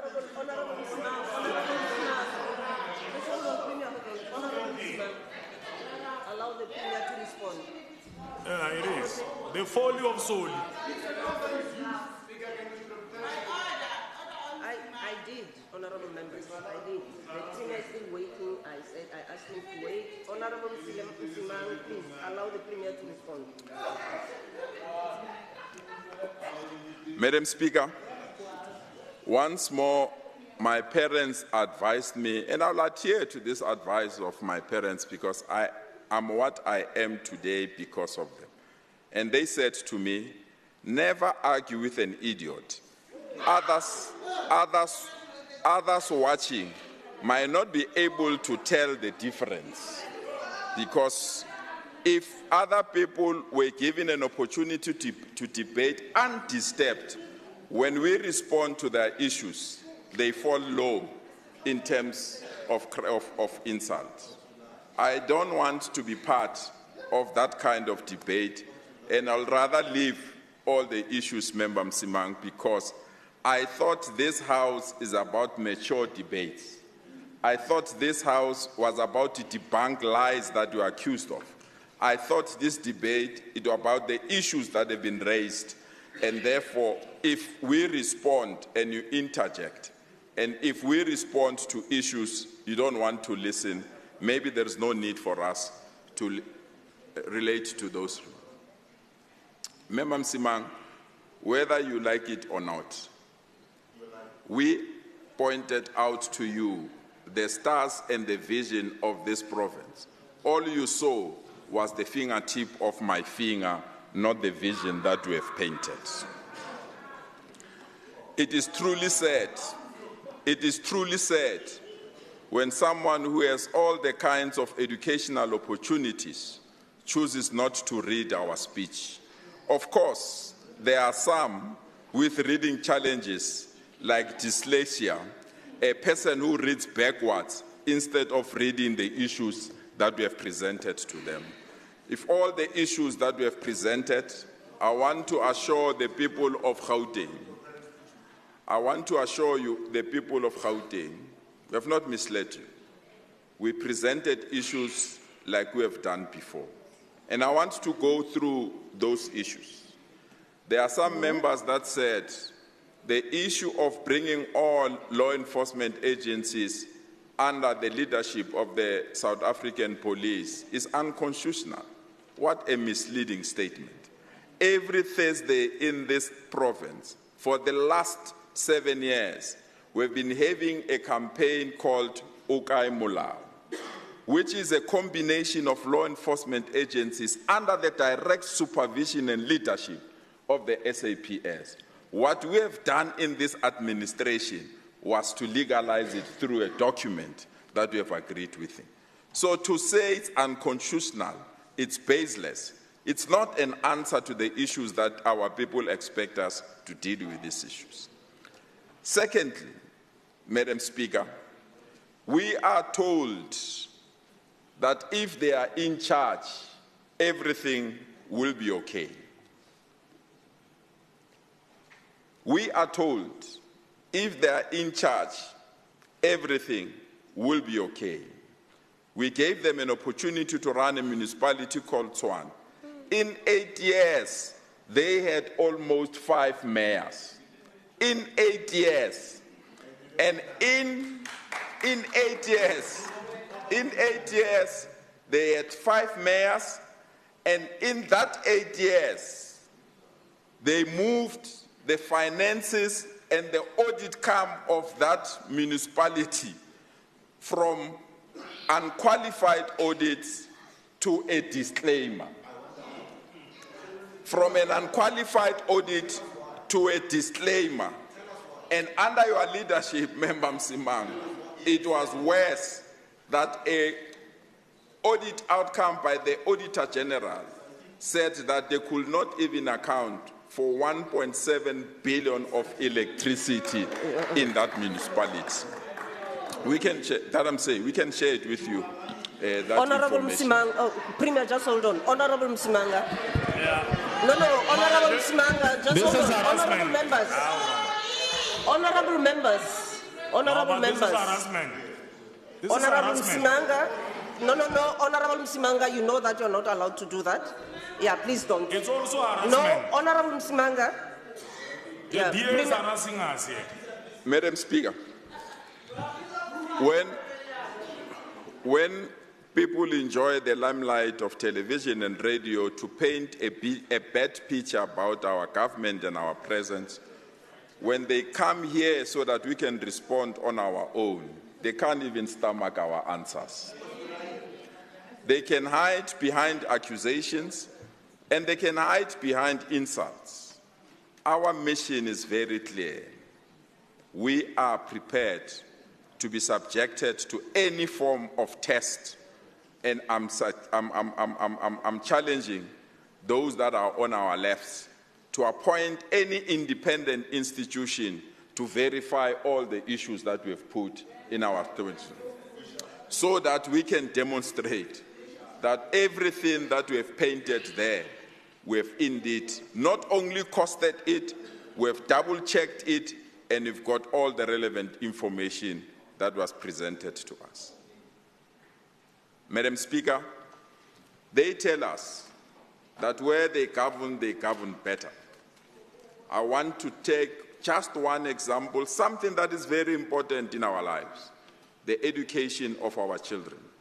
The province of Western Cape has moved in the last 4 years from being number 2, number 3, number 4. They are now number 5 in the quality of Matric results in our country. A demonstration that indeed where they govern, not everything is so rosy. Where they govern, they could not even respond to the education challenges of our children.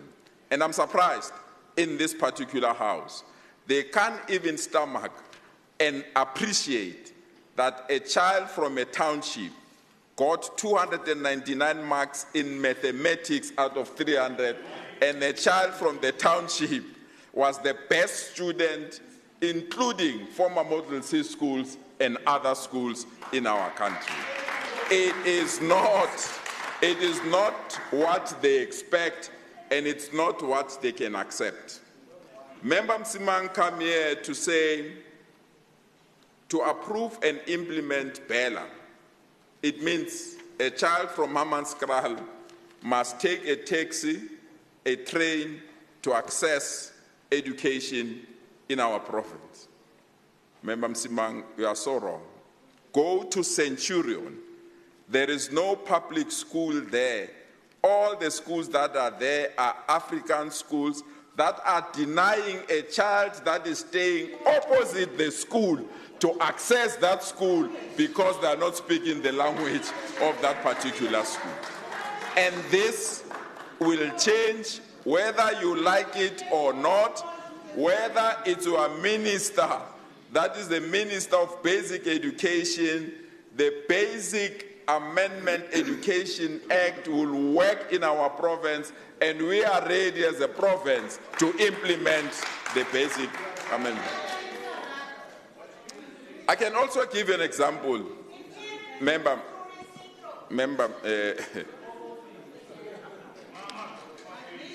No, just hold on, Premier, just hold on.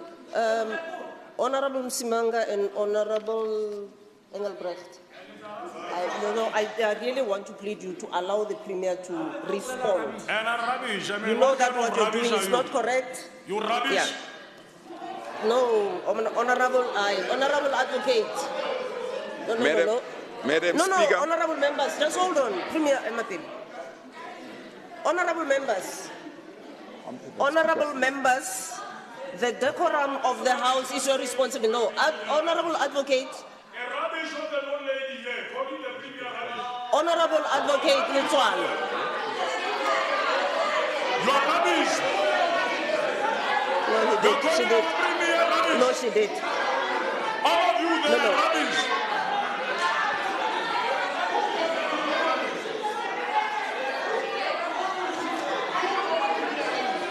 Honourable members, honourable members.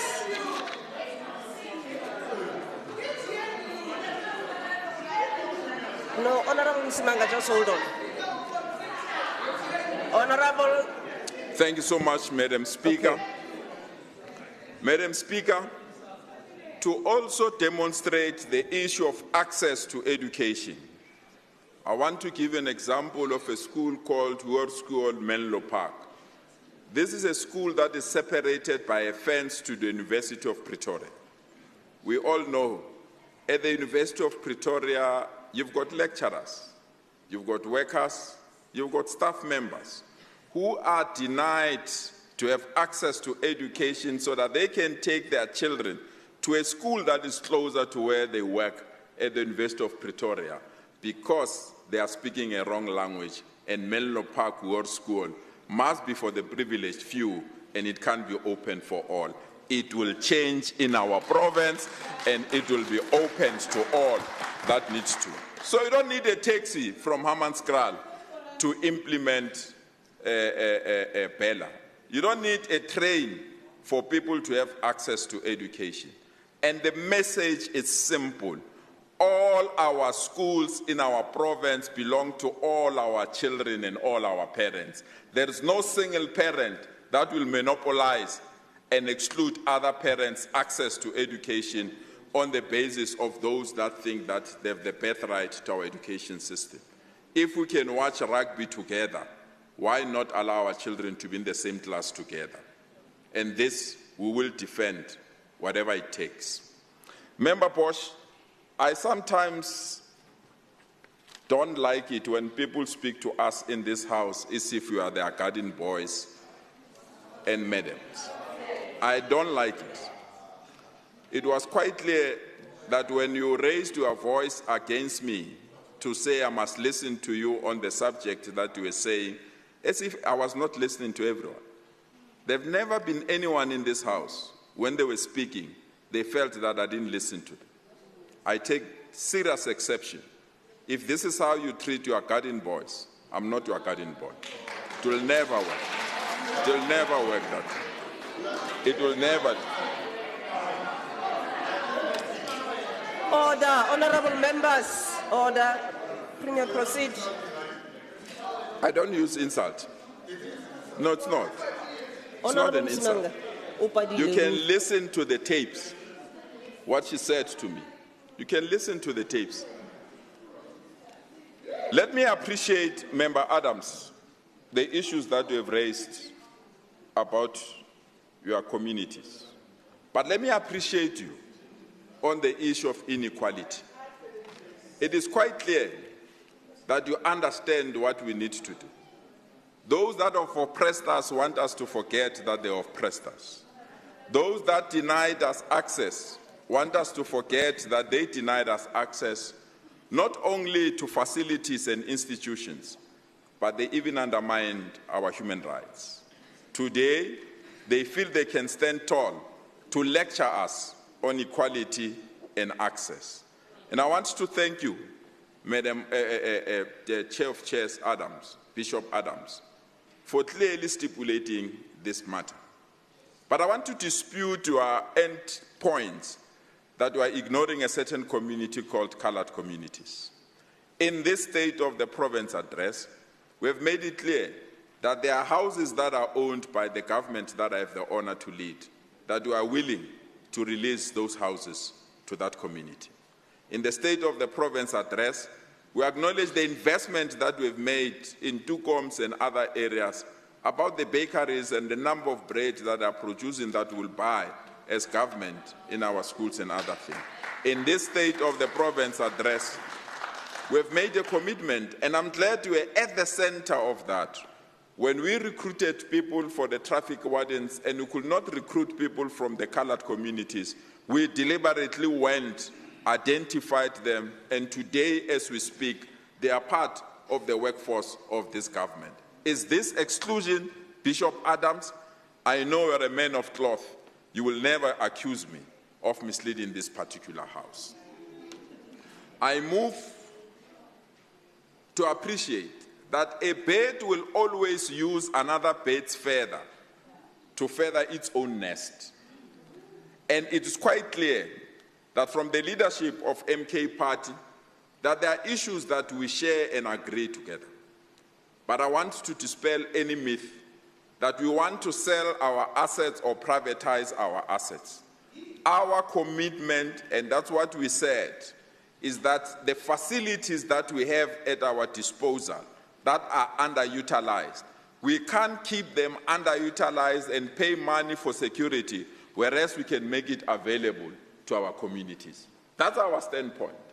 And we really believe this is a process that can assist us to attend and to live with the issues that have been raised. Member Tijah, I'm glad that you know that this particular province inherited some economic benefits. And I'm excited that you are the only one that indicated that aspect.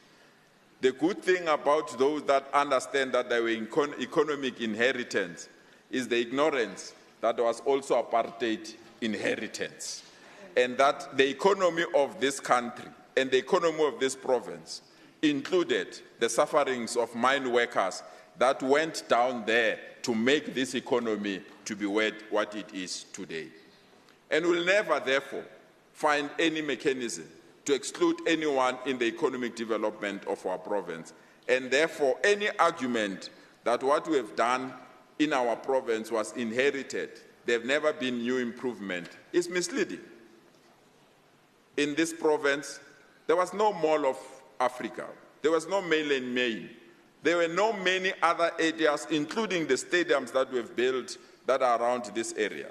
There were no new developments in the areas and the era that you are putting up. The development of Gauteng is a combination of the three spheres of government, and no one can argue and debate that aspect. We come here to also respond to those that always doubt us and call us names. No matter what you can say, in everything that we do, we have a team that is led by people that are diligent and committed. And indeed, Member Ngobeni, you can raise all the issues that we've raised. It is the relationship that we've developed with your political party in Tshwane that have turned Tshwane around. It's something that has demonstrated that those that were working in that municipality, they didn't know what they were doing. So our approach is very simple. Our approach is very simple. We'll not throw insult. We'll appreciate the work that is done, even if it's done by political parties that don't work with us. As long as our people benefit, as long as there is service delivery in our communities, we'll appreciate that particular work. And for that, we want to thank you indeed. Your executive mayor and the deputy mayor of that municipality are people that we can work with. I'm glad Member Ali wants to drag me to sponsor shops and many other things. When we have spoken about the SEZ and the number of jobs that they've created, I will not underestimate the importance of small business. And I'll be the first one to accept if there are limitations and gaps there.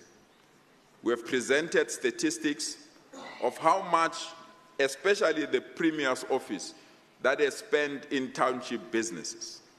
It's quite clear that these annual reports that we published annually are not read or people are ignoring them. If I challenge you, Member Ali, to go to the annual report of the Office of the Premier alone and check how much we have invested in township businesses as the Office of the Premier alone, it will provide you with the answers that you are looking for. Honourable Ali, order. Honourable Ali. Proceed, Premier. I'll honestly be disappointed, Member Ali, when I'm referring you to the information that you are requesting.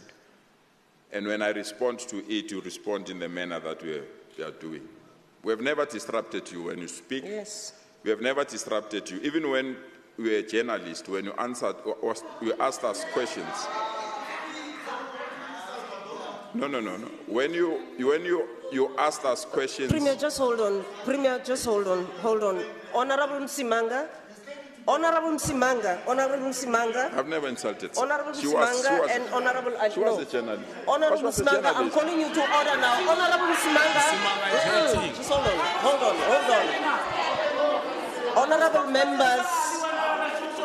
Honourable members. Member Msimanga, I want to emphasize the point that she's skilled enough. She's skilled enough to differentiate between friction and reality. And I'm using her experience in a previous responsibility. I've never issued an insult.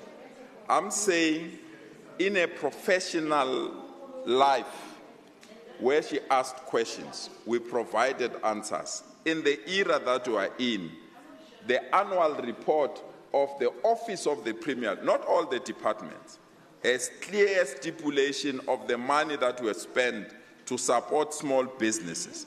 And therefore, anyone that comes here and speak about the long and short of our conduct and characters is purely unfortunate. And that's the reason why I don't even want to state the figures. Those figures are available within our annual report. Member Alberts, thank you so much. You know, me and you, we differ a lot in terms of our political outlook. I will never support those that are in the same corner with you, who, as I'm speaking now, they are in America, insulting the integrity of this country. I will never support those that are given an opportunity to present alternative ideas about Bella. They organize a march wearing the color orange. I will never be in the same corner with those that you work with that are glorifying the apartheid flag. I'll never be in the same corner with those that you work with who believe that we don't deserve to be recognized as human beings in our own country. So the investment that you are talking about, Member Alberts, foreign investment, it must be investment that must benefit everyone. It must not be an investment like those that are in America now, who believe that they need their own settlement and they need to be protected from other human beings. There, Member Alberts, where you do good, I'll appreciate it. But when it comes to racism, don't stretch our understanding. Racists are mindless, racists are useless, and racists think they can think on our behalf. There is no one who can dictate to us in our own country where we must live, where we must live, and where we must go. We don't agree with that.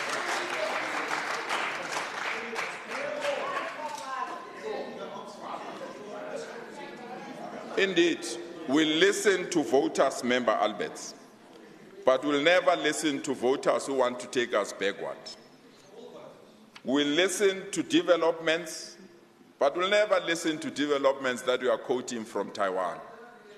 We will listen to those that are willing to build a better South Africa, and we want to congratulate and thank fellow South Africans, regardless of race, who stood together to denounce that the Afri-forums and solidarities of this world are misleading the world about issues that are happening in our country.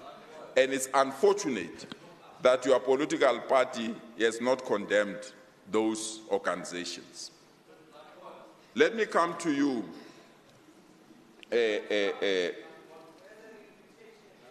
leadership of the EFF.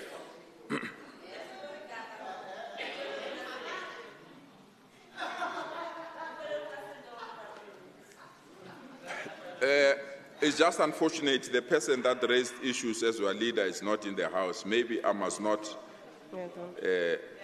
waste time. Madam Speaker, let me dispel this myth that indeed you are misleading people about the issue of water in our province, which is the matter that has been raised. We indicated there are 2 pumping stations that have been giving us problems. Member Msimang went further to say we don't have a problem of water here, we have a problem of infrastructure. The reality is the media statement that was released by Rent Water, Member Msimang, stipulates that demand supersedes supply. It's not us. And therefore, we have been monitoring this situation, and I want to once more thank the convener of this subcommittee or war room, MEC Mamabulo, that we are joined by the Minister of Water on the 1st of March to finally deal with the issues of the 2 pumping stations so that we can finalize them. And if the minister is coming to identify them, it is quite clear that our diagnosis was the one that was correct. And on Saturday, we'll be with the national minister on this issue. I want to conclude by appreciating all those that have presented arguments to represent what and where we are taking this province. Member Mutara, Gentile, Member Makubela, Member Letsualo. It's only a moving car that people will back at it. Any other thing, Member Msimanga. Any other thing you will find. No. Proceed. Any other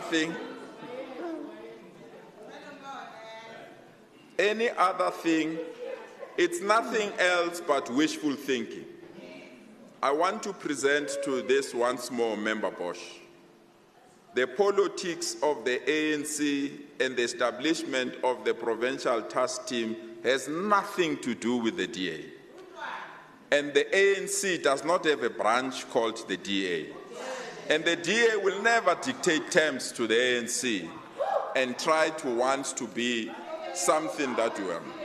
And it must be clear, all the statements that were said and uttered here by members of the DA, it's nothing else but a bitter pill that they are not part of this progressive government. Thank you so much, Madam Speaker.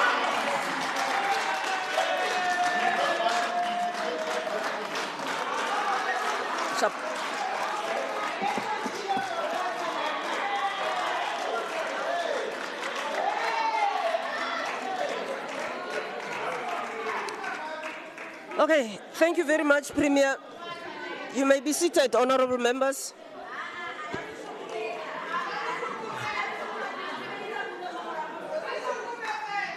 Honourable Masilela. Honourable Masilela. Order, honourable members. Honourable members, I want to draw your attention to the following. Order, honourable members. I want to draw your attention to the following. During the debate, the Premier sat quietly and listened to all of you. And you didn't have the decency to afford him the same. So I want to draw your attention to Rule 88 and 89. When you're at home or wherever you will be comfortable with, please read those rules. The other thing that I did before the House started in the morning, I took time to read, just to remind you of the decorum of the House during debates. But for reasons better known to yourselves, you chose to be unparliamentary. Now here is where the problem lies. We invite stakeholders to come and observe you, and these are the people who voted you into place. And we invite them to come and observe you, and when the Premier wants to respond to your debate, which basically is that you're speaking to the people, you don't give him that opportunity to do that. It's very unparliamentary, and you know that. So I want to implore all of you to behave a little bit more better next time when the House does sit.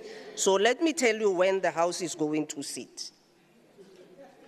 And that is the time when the behavior will be much more mature. The next sitting will be on Tuesday, the 11th of March, 2025 at 10 o'clock. The House is now adjourned.